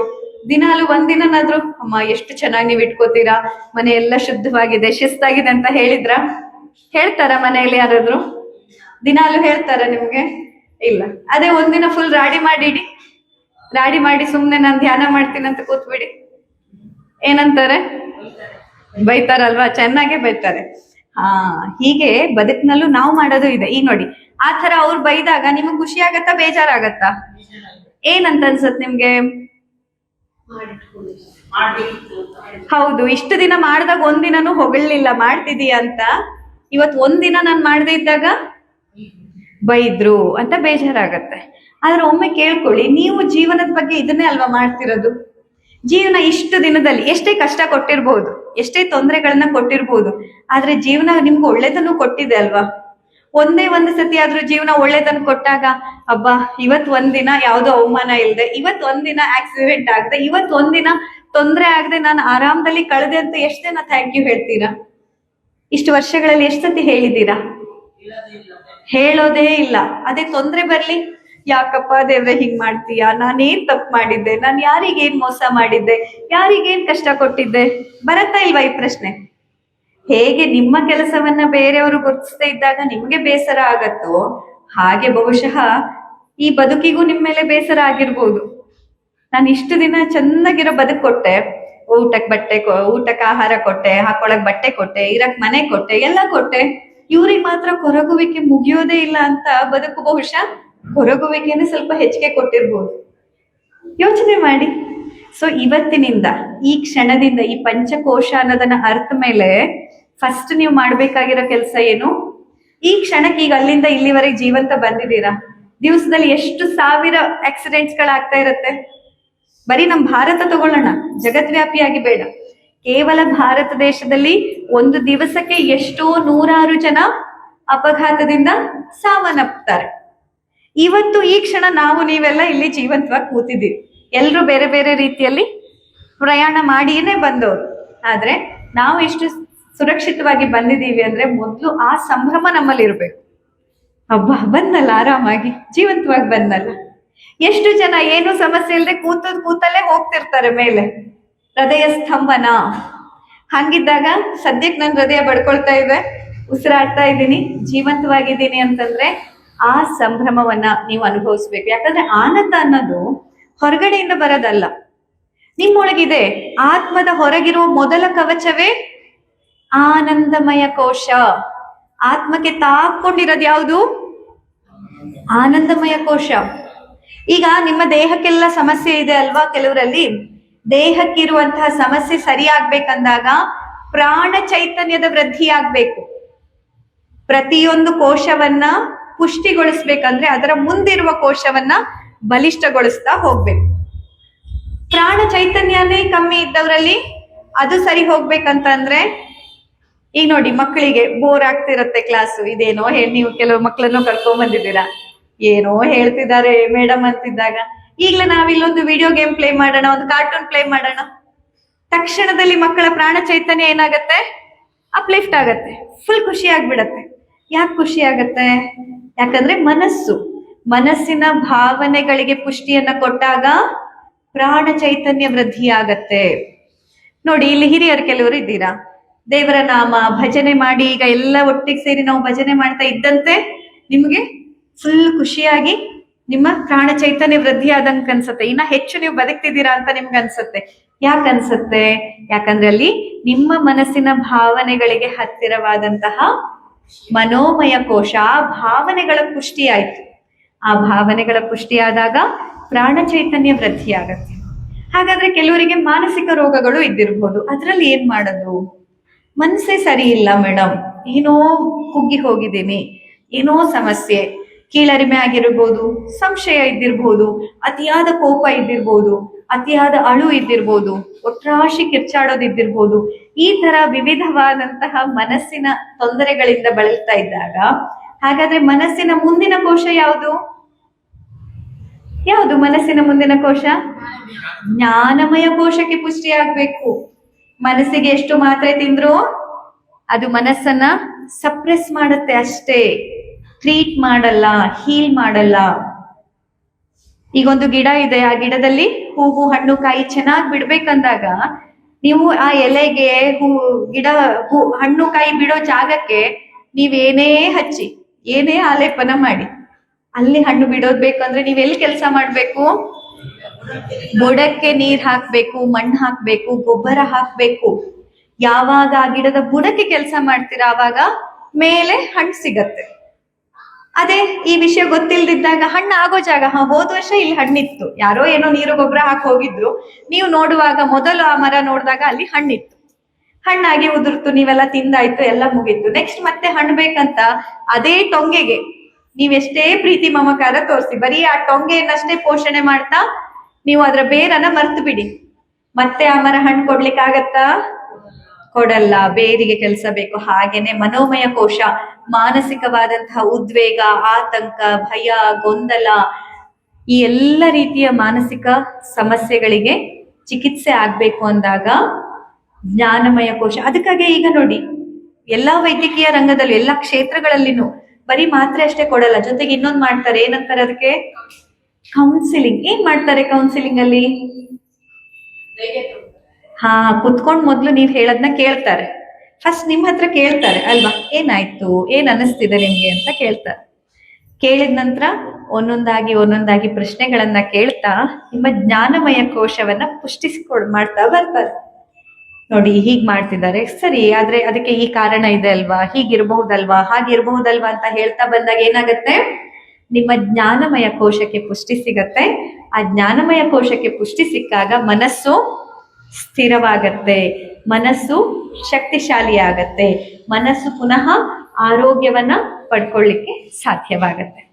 ಹಾಗಿದ್ರೆ ಜ್ಞಾನಮಯ ಕೋಶದಲ್ಲೇ ಸಮಸ್ಯೆ ಇದ್ರೆ ಅರಿವೇ ಇಲ್ಲ, ಗೊತ್ತೇ ಆಗಲ್ಲ, ಏನ್ ನಡೀತಿದೆ, ಹೇಗಾಗ್ತಿದೆ, ಏನ್ ಮಾಡ್ಬೇಕು, ಒಟ್ಟು ತಲೆಗೆ ತೋಚದೇ ಇರುವ ಸ್ಥಿತಿಯಲ್ಲಿ ಕೂತ್ ಬಿಟ್ಟಿದೀನಿ, ತಲೆಯೇ ಓಡ್ತಾ ಇಲ್ಲ, ಅಥವಾ ಜ್ಞಾನಹೀನನಾಗಿ ಶೂನ್ಯನಾಗಿ ಕೂತಿದ್ದಾಗ ಏನ್ ಮಾಡ್ಬೇಕು? ಆಗ ಆನಂದಮಯ ಕೋಶ. ಉದಾಹರಣೆ ಇದಕ್ಕೂ ಹೇಳ್ತೀನಿ. ನಿಮ್ಮ ಮಕ್ಕಳು ಒಂದೊಂದ್ಸತಿ ಸಿಂಪಲ್ ಲೆಕ್ಕ ಹೇಳ್ಕೊಡ್ತಿರ್ತೀರ, 12ಕ್ಕೆ 2 ಸೇರ್ಸಿದ್ರೆ ಎಷ್ಟಪ್ಪ? 14. ಇಷ್ಟು ಸಿಂಪಲ್ ಆಗಿ ನೀವು ಹೇಳ್ಕೊಡ್ತಾ ಇರ್ತೀರ. ಆದ್ರೆ ಆ ಮಕ್ಕಳು ಕೇಳ್ಕೊಂಡು ಮತ್ತೆ 2 ನಿಮಿಷ ಬಿಟ್ಟು 12ಕ್ಕೆ 2 ಸೇರ್ಸಿದ್ರೆ ಎಷ್ಟು ಅಂದ್ರೆ 13 ಅಂತಾರೆ, ಇನ್ನೊಂದೇನೋ ಅಂತಾರೆ, ಮತ್ತೇನೋ ಅಂತಾರೆ. ಅವಾಗ ನೀವೇನ್ ಮಾಡ್ತೀರಾ? ಅಥವಾ ನಾವು ಡಾಕ್ಟರ್ಸ್ ಹತ್ರ ನೀವು ಬಂದ್ರು ನಾವ್ ಹೇಳೋದೇನು, ಮಕ್ಳಿಗೆ ಸ್ವಲ್ಪ ಆಡಕ್ ಬಿಡಿ, ಅವ್ರಿಗೆ ಸ್ವಲ್ಪ ಪ್ರೀತಿ ಕೊಡಿ, ಅವ್ರಿಗೆ ಸ್ವಲ್ಪ ಫ್ರೀಡಮ್ ಅನ್ನ ಕೊಡಿ, ಅವರು ಪ್ರೀತಿಯಿಂದ ಖುಷಿಯಿಂದ ಇದ್ದಾಗ ಹೇಳ್ಕೊಡಿ, ಆಗ ಅವರು ಕಲಿತಾರೆ ಬೇಗ ಅಂತ ಹೇಳ್ತಾರೆ. ಯಾಕಂದ್ರೆ ಖುಷಿ, ಆನಂದ ಅನ್ನುವಂಥದ್ದು ಜ್ಞಾನಮಯ ಕೋಶವನ್ನ ಪುಷ್ಟಿ ಮಾಡತ್ತೆ. ಈಗ ನೀವೇ ಇವತ್ತು ಖುಷಿಯಿಂದ ನನ್ನನ್ನ ಭೇಟಿ ಆಗ್ಬೇಕಂತ ಬಂದಿದ್ದೀರಾ. ಸೊ ನೀವು ನಾನು ಹೇಳಿದ್ದನ್ನ ಕೇಳೋದಕ್ಕೂ ಬಹುಶಃ ನಾವೆಲ್ಲರನ್ನ ರಾಜಕಾರಣಿಗಳ ಭಾಷಣ ಕೇಳಕ್ಕೆ ದುಡ್ಡು ಕೊಟ್ಟು ಕರ್ಕೊಂಡು ಬರ್ತಾರಲ್ಲ, ಹಾಗೆ ಕರ್ಕೊಂಡು ಬಂದು ಕೂಡಿಸಿದಾಗ ಅವರು ಕೇಳೋ ರೀತಿಗೂ ವ್ಯತ್ಯಾಸ ಇದೆಯಾ ಇಲ್ವಾ? ಇದೆ ಅಲ್ವಾ? ಯಾಕೆ ವ್ಯತ್ಯಾಸ ಇದೆ?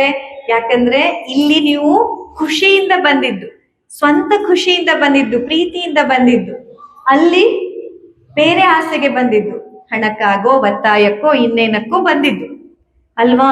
ಆಗ ನಮ್ಮ ಜ್ಞಾನ ಆ ವಿಷಯವನ್ನ ಅರ್ಥೈಸಿಕೊಳ್ಳುವ ರೀತಿಗೂ ಈಗ ನಿಮ್ಮ ಜ್ಞಾನ ನೀವು ಅರ್ಥೈಸಿಕೊಳ್ಳುವ ರೀತಿಗೂ ತುಂಬಾ ವ್ಯತ್ಯಾಸ ಇದೆ. ಯಾಕಂದ್ರೆ ಜ್ಞಾನಮಯ ಕೋಶ ಪುಷ್ಟಿಯಾಗ್ಬೇಕಂದಾಗ ಯಾವುದಕ್ಕೆ ಆಹಾರ ಬೇಕು? ಆನಂದಮಯ ಕೋಶಕ್ಕೆ. ಹಾಗಾಗಿ ನೋಡಿ, ಪ್ರಜ್ಞಾಶೂನ್ಯರಾಗಿದ್ದಾಗ ಅಥವಾ ಮಾನಸಿಕವಾದ ರೋಗದಲ್ಲಿ ಕೆಲವೊಂದು ಹಂತದಲ್ಲಿ ಅವ್ರಿಗೇನು ನೆನಪೇ ಇಲ್ಲ, ಏನಿಲ್ಲ ಅಂತ ಎಲ್ಲ ಆದಾಗ ಅದು ಜ್ಞಾನ ಶೂನ್ಯವಾದಂತಹ ಸ್ಥಿತಿ. ಅವಾಗೆಲ್ಲ ಡಾಕ್ಟರ್ಸ್ಗಳೇನ್ ಹೇಳೋದು? ನಾವೇನು ಮಾಡಕ್ ಬರಲ್ಲ, ನಾವು ಮಾಡುವಷ್ಟು ಮಾಡಿದೀವಿ, ನೀವು ಅವ್ರನ್ನ ಚೆನ್ನಾಗಿ ನೋಡ್ಕೊಳ್ಳಿ, ಇರೋಷ್ಟು ದಿವಸ ಒಳ್ಳೊಳ್ಳೆ ಮಾತನಾಡಿ, ಅವ್ರಿಗೆ ಇಷ್ಟ ಆಡೋ ಹಾಡು, ಇಷ್ಟ ಆಗೋ ಜಾಗ, ಇಷ್ಟ ಆಗೋ ಜನರು ಬಂದು ಮಾತನಾಡಿದ್ರೆ ಅವ್ರು ಏನಾದ್ರೂ ರೆಸ್ಪಾಂಡ್ ಮಾಡಬಹುದು, ಆಗ ನಾವು ಟ್ರೀಟ್ಮೆಂಟ್ ಮಾಡ್ಬೋದು ಅಂತ ಹೇಳ್ತಾರೆ. ಕೇಳಿದೀರಾ ಹೀಗೆ ಹೇಳಿದ್ದನ್ನ? ಯಾಕೆ ಹೇಳ್ತಾರೆ? ಯಾಕಂದ್ರೆ ಅಲ್ಲಿ ಪ್ರಜ್ಞಾಹೀನವಾದ ಸ್ಥಿತಿಯಲ್ಲಿದ್ದಾಗ ಜ್ಞಾನಮಯ ಕೋಶ ಮತ್ತೆ ಪುನಃ ಆಕ್ಟಿವೇಟ್ ಆಗ್ಬೇಕಂದ್ರೆ ಏನ್ ಬೇಕು? ಆನಂದ. ಏನ್ ಬೇಕು? ಆನಂದ ಬೇಕು. ಸೊ ಹೀಗೆ ಈ ಲೇಯರ್ ಬೈ ಲೇಯರ್ ನಾವಿದ್ನ ಅರ್ಥ ಮಾಡ್ಕೊಂಡು ಪ್ರತಿಯೊಂದು ಈ ಆನಂದಮಯ ಕೋಶ, ಜ್ಞಾನಮಯ ಕೋಶ, ಮನೋಮಯ, ಪ್ರಾಣಮಯ, ಅನ್ನಮಯ, ಈ ಲೇಯರ್ಗಳನ್ನ ಒಂದೊಂದಾಗಿ ಪುಷ್ಟಿಗೊಳಿಸಿದಾಗ ಆಗ ಆತ್ಮ ಅನ್ನೋದು ತನ್ನ ನೈಜ ಸ್ವರೂಪಕ್ಕೆ ಪುನಃ ಹೋಗ್ಲಿಕ್ಕೆ, ಪುನಃ ಈ ಜನ್ಮ ಮರಣ ಇದರದ ಚಕ್ರದಿಂದ ಹೊರ ಬರ್ಲಿಕ್ಕೆ, ಕರ್ಮಾನುಬಂಧದಿಂದ ತನ್ನ ತಾನು ಬಿಡಿಸಿಕೊಳ್ಳಿಕ್ಕೆ ತುಂಬಾ ಸುಲಭವಾಗತ್ತೆ. ಹಾಗೆ ಸುಲಭವಾದಾಗ ನಮ್ಮ ಆತ್ಮದ ಉದ್ಧಾರ ಆಗತ್ತೆ. ಹಾಗಾಗಿ ನಾವು ಪಂಚಕೋಶದ ಜ್ಞಾನವನ್ನ ನಾವೆಲ್ಲರೂ ಪಡ್ಕೊಳ್ಬೇಕು. ನಾವೆಲ್ಲ ಈಗೊಂದು ಕಂಬಳಿ ಹುಳು ತರ ಇದ್ದೀವಿ, ಹುಟ್ಟು ಸಾವಿನ ಮಧ್ಯೆ ಇದ್ದೀವಿ ಅಂದ್ರೆ ಕಂಬಳಿ ಹುಳನೆ, ಪಾತ್ರಗಿತ್ತಿ ಅಂತ ಅಂದ್ಕೋಬೇಡಿ. ನಾವಿನ್ನೂ ಪಾತ್ರಗಿತ್ತಿ ಆಗಿಲ್ಲ. ಆ ಹುಟ್ಟು ಸಾವಿನ ಚಕ್ರದಿಂದ ಹೊರ ಬಂದಾಗ ನಾವು ಬಣ್ಣ ಬಣ್ಣದ ಚಿಟ್ಟೆಗಳಾಗಿ ಪಾತ್ರಗಿತ್ತಿಯಾಗಿ ಹೊರಗೆ ವಾಪಸ್ ನಮ್ಮ ಮೂಲ ಸ್ವರೂಪಕ್ಕೆ ಹೋಗ್ತೀವಿ. ಹಾಗಾಗಿ ನೋಡಿ, ವಿಧಿವಶರಾದಾಗ ಏನ್ ಹೇಳ್ತಾರೆ? ಪಂಚಮಹಾಭೂತಗಳಲ್ಲಿ ಲೀನರಾದರು. ಪತ್ರಿಕೆಗಳಲ್ಲಿ ಹಾಗೆ ತಾನೇ ಬರೆಯೋದು. ನ್ಯೂಸ್ ಪೇಪರ್ ಅಲ್ಲಿ ಅವರು ನಿಧನರಾದರು ಅಂತ ಬರೆಯುವಾಗ ಒಂದು ಶಬ್ದ ಏನಿದೆ? ಪಂಚಭೂತಗಳಲ್ಲಿ ಲೀನರಾದರು. ಯಾಕಂದ್ರೆ ನಮ್ಮ ಈ ದೇಹ ಕೂಡ ಪಂಚಮಹಾಭೂತಗಳಿಂದ ಏರ್ಪಟ್ಟಿದ್ದು. ಅಂದ್ರೆ ಆತ್ಮದ ಸುತ್ತಲೂ ಈ ಕೋಶಗಳನ್ನ ಏನ್ ರೆಡಿ ಮಾಡ್ಕೊಳ್ತು, ಆ ಕೋಶಗಳಾಗಿರೋದು ಪಂಚಭೂತಗಳಿಂದ. ಪಂಚಮಹಾಭೂತಗಳಿಂದ ಆದಂತಹ ಕೋಶ ಮತ್ತೆ ತಾನು ಆ ಕೋಶಗಳನ್ನ ಶೆಡ್ ಆಫ್ ಮಾಡೋದು, ಆ ಲೇಯರ್ಸ್ಗಳನ್ನ ಬಿಡ್ತಾ ಬರುವಂಥದ್ದು, ಬಂದು ಮೂಲ ಸ್ಥಿತಿಗೆ ಮತ್ತೆ ಇದೇ ಪಂಚಮಹಾಭೂತಕ್ಕೆ, ಇದೇ ಪ್ರಕೃತಿಯಲ್ಲಿ ನಾವು ನೀವು ವಿಲೀನರಾಗುವಂಥದ್ದು. ಹಾಗಾಗಿ ಪಂಚಭೂತಗಳಲ್ಲಿ ಲೀನರಾದರು ಅನ್ನುವಂಥ ಶಬ್ದ ಹೇಳೋದು. ಸೊ ಇನ್ನು ನೆಕ್ಸ್ಟ್ ಟೈಟಲ್ ಅಲ್ಲಿ ಇರೋದು ಇನ್ನೊಂದು ಶಬ್ದ ಏನದು? ಪಂಚಕರ್ಮ. ಇದ್ರ ಬಗ್ಗೆ ಅಂತೂ ತುಂಬಾ ಜನ ಕೇಳಿರ್ತೀರಾ, ತುಂಬಾ ಜನ ಮಾಡಿಸ್ಕೊಂಡಿರ್ತೀರಾ. ಎಷ್ಟು ಜನ ಮಾಡಿಸ್ಕೊಂಡಿದ್ದೀರಾ ಈಗಾಗಲೇ ಪಂಚಕರ್ಮ ಚಿಕಿತ್ಸೆ? 1 2 3 ಅಷ್ಟೇನಾ? 4 5 ಇಷ್ಟೇ ಜನನಾ? ಇನ್ಯಾರು ಪಂಚಕರ್ಮ ಚಿಕಿತ್ಸೆ ಮಾಡಿಸ್ಕೊಂಡಿಲ್ವಾ? ನಿಜ ಹೇಳಿ. ಓಕೆ, ಸೊ ಪಂಚಕರ್ಮ ಅಂತಂದ್ರೆ ಏನೋ ಮಸಾಜ್ ಮಾಡ್ತಾರೆ, ತೈಲ ಹಚ್ತಾರೆ ಅಲ್ವಾ? ಹೀಗೆ ಅನ್ಕೊಂಡಿದ್ದೀರಾ? ಇನ್ನೇನು ಆಯ್ತು, ಮಾಡಿಸ್ಕೊಂಡವ್ರು ಬಿಡಿ, ಉಳಿದವರ ಒಂದು ಅಭಿಪ್ರಾಯ ಹೇಳಿ. ಏನ್ ಮಾಡ್ತಾರೆ? ಪಂಚಕರ್ಮ ಚಿಕಿತ್ಸೆ ಅಂದ್ರೆ ಏನಿದ್ದಿರ್ಬೋದು? ಆಯಿಲ್ ಮಸಾಜ್, ಎಸ್ ಒಂದು. ಮತ್ತೆ ನಿಮ್ ತಲೆಯಲ್ಲಿ ಬಂದಿದ್ದು ಹೇಳಿ. ಹಾ, ಸ್ಟೀಮ್ ಬಾತ್. ಮತ್ತೆ ವಾಂತಿ ಮಾಡಿಸ್ತಾರೆ, ಕರೆಕ್ಟ್. ಮತ್ತೆ ಹಾ, ಎನಿಮಾ ಅಂದ್ರೆ ಗುದದ್ವಾರದಿಂದ ಔಷಧಿ ಹಾಕ್ತಾರೆ. ಮತ್ತೆ ಇನ್ನೇನ್ ಮಾಡ್ತಾರೆ ಪಂಚಕರ್ಮ ಅಂದ್ರೆ? ನಿಮ್ ತಲೆಯಲ್ಲಿ ಏನ್ ಬರುತ್ತೆ ಹೇಳ್ಬಿಡಿ. ಅದೇನದು 1 minute ರ್ಯಾಪಿಡ್ ಕ್ವಶನ್ಸ್ ಇರುತ್ತಲ್ಲ ಹಂಗೆ. ಇನ್ನೇನ್ ಬರುತ್ತೆ ತಲೆಗೆ? ಡಿಟಾಕ್ಸ್ ಅನ್ನೋ ಹೆಸರು, ಕರೆಕ್ಟ್. ಮತ್ತೆ ಇನ್ನೇನ್ ಬರುತ್ತೆ? ಗಟ್ ಕ್ಲೆನ್ಸಿಂಗ್ ಅಥವಾ ಗಟ್ ಕ್ಲೆನ್ಸಿಂಗ್ ಅಂತ. ಆಯ್ತು, ಗಟ್ ಕ್ಲೆನ್ಸಿಂಗ್ ಮಾಡ್ತಾರೆ. ಮತ್ತೆ ಇನ್ನೇನಾಗುತ್ತೆ? ಅಷ್ಟೇ. ಓಕೆ, ಇದಿಷ್ಟು ನಿಮ್ಮ ತಲೆಗೆ ಬರ್ತಾ ಇದೆ ಈಗ. ಪಂಚ ಕರ್ಮ ಅಂತ ಅಂದ ತಕ್ಷಣ ಇದಿಷ್ಟು ಬರ್ತಾ ಇದೆ. ಸರಿ, ಪಂಚ ಅಂದ್ರೆ ಎಷ್ಟು? ಕರ್ಮ ಅಂದ್ರೆ ಕೆಲಸ ಅಥವಾ ಪ್ರೊಸೀಜರ್ ಅಂತ ಹೇಳ್ಬೋದು ಅಲ್ವಾ? ಯಾವ 5 ಕೆಲಸಗಳ ಮೂಲಕ, ಯಾವ 5 ಪದ್ಧತಿಯ ಮೂಲಕ ಅಥವಾ ಯಾವ 5 ಪ್ರೊಸೀಜರ್ಸ್ಗಳ ಮೂಲಕ ನಾವು ನಮ್ಮ ದೇಹದ ಈ ಪಂಚಕೋಶಗಳನ್ನ ಅರಿತೀವೋ ಅದು ಪಂಚಕರ್ಮ. ಅನ್ಫಾರ್ಚುನೇಟ್ಲಿ ಈಗ ಅದು ಕೇವಲ ದೇಹಕ್ಕೆ ಸೀಮಿತವಾಗಿದೆ, ಅದು ಬೇರೆ ಪ್ರಶ್ನೆ. ಯಾಕಂದ್ರೆ ಈ ಜ್ಞಾನದ ಕೊಂಡಿ ಕಳಚಿ ಹೋಯ್ತಲ್ವಾ ಮಧ್ಯದಲ್ಲಿ. ಈ ನಾವೇನು, ನಮ್ಮ ಆತ್ಮ ಏನು, ಎಂಥದ್ದು ಅನ್ನೋದೆಲ್ಲ ಕೊಂಡಿ ಕಳಚ್ಬಿಟ್ಟು, ನಮ್ಮ ಬ್ರಿಟಿಷರ ದಾಳಿ ಆಯ್ತು, ಮೊಘಲರು ಅದಕ್ಕಿಂತ ಮೊದಲು ಬಂದ್ರು, ಎಲ್ಲ ಆದ್ಮೇಲೆ ಈಗ ಒಂದ್ 40 ವರ್ಷ ಹಿಂದೆ ಹೋಗಿ, 50 ವರ್ಷ ಹಿಂದೆ ಹೋಗಿ, 60 ವರ್ಷದ ಹಿಂದೆ ಹೇಗಿತ್ತು ಪರಿಸ್ಥಿತಿ? ಆತ್ಮ ಪರಮಾತ್ಮ ಎಲ್ಲ ಬಿಡಿ, ಹೊಟ್ಟೆಗೆ ಒಂದ್ ಹೊತ್ತು ಕೂಳು, ಬದುಕಕ್ ಒಂದು ಜಾಗ, ಇಷ್ಟು ಸಿಕ್ಕಿಬಿಟ್ರೆ ಸಾಕು, ಮುಂದಿಂದ ಆಮೇಲೆ ನೋಡೋಣ, ಹೀಗೆ ಇತ್ತು ತಾನೆ. ಈಗ ಇವತ್ತು ನೀವೆಲ್ಲ ಮನೇಲಿ ಕೂತು ಆರೋಗ್ಯದ ಬಗ್ಗೆ ಎಷ್ಟು ಮಾತಾಡ್ತಿರೋ, 50 ವರ್ಷದ ಹಿಂದೆ ಅಷ್ಟು ಮಾತಾಡ್ತಿದ್ರು. 50 ವರ್ಷಕ್ಕೆ ಮೇಲ್ಪಟ್ಟವ್ರು ಯಾರ್ಯಾರು ಇದ್ದೀರಾ ಇಲ್ಲಿ? 50 ವರ್ಷದ ಮೇಲ್ಪಟ್ಟವರು, ಎಸ್. ನೀವೆಲ್ಲ ಹೇಳ್ಬೇಕು, 50 ವರ್ಷದ ಹಿಂದೆ ಆರೋಗ್ಯದ ಬಗ್ಗೆ ಇಷ್ಟು ಮಾತುಕತೆ ನಡೀತಿತ್ತ ಮನೆಯಲ್ಲಿ? ಅವಾಗ ನಡೀತಿದ್ದೇನು?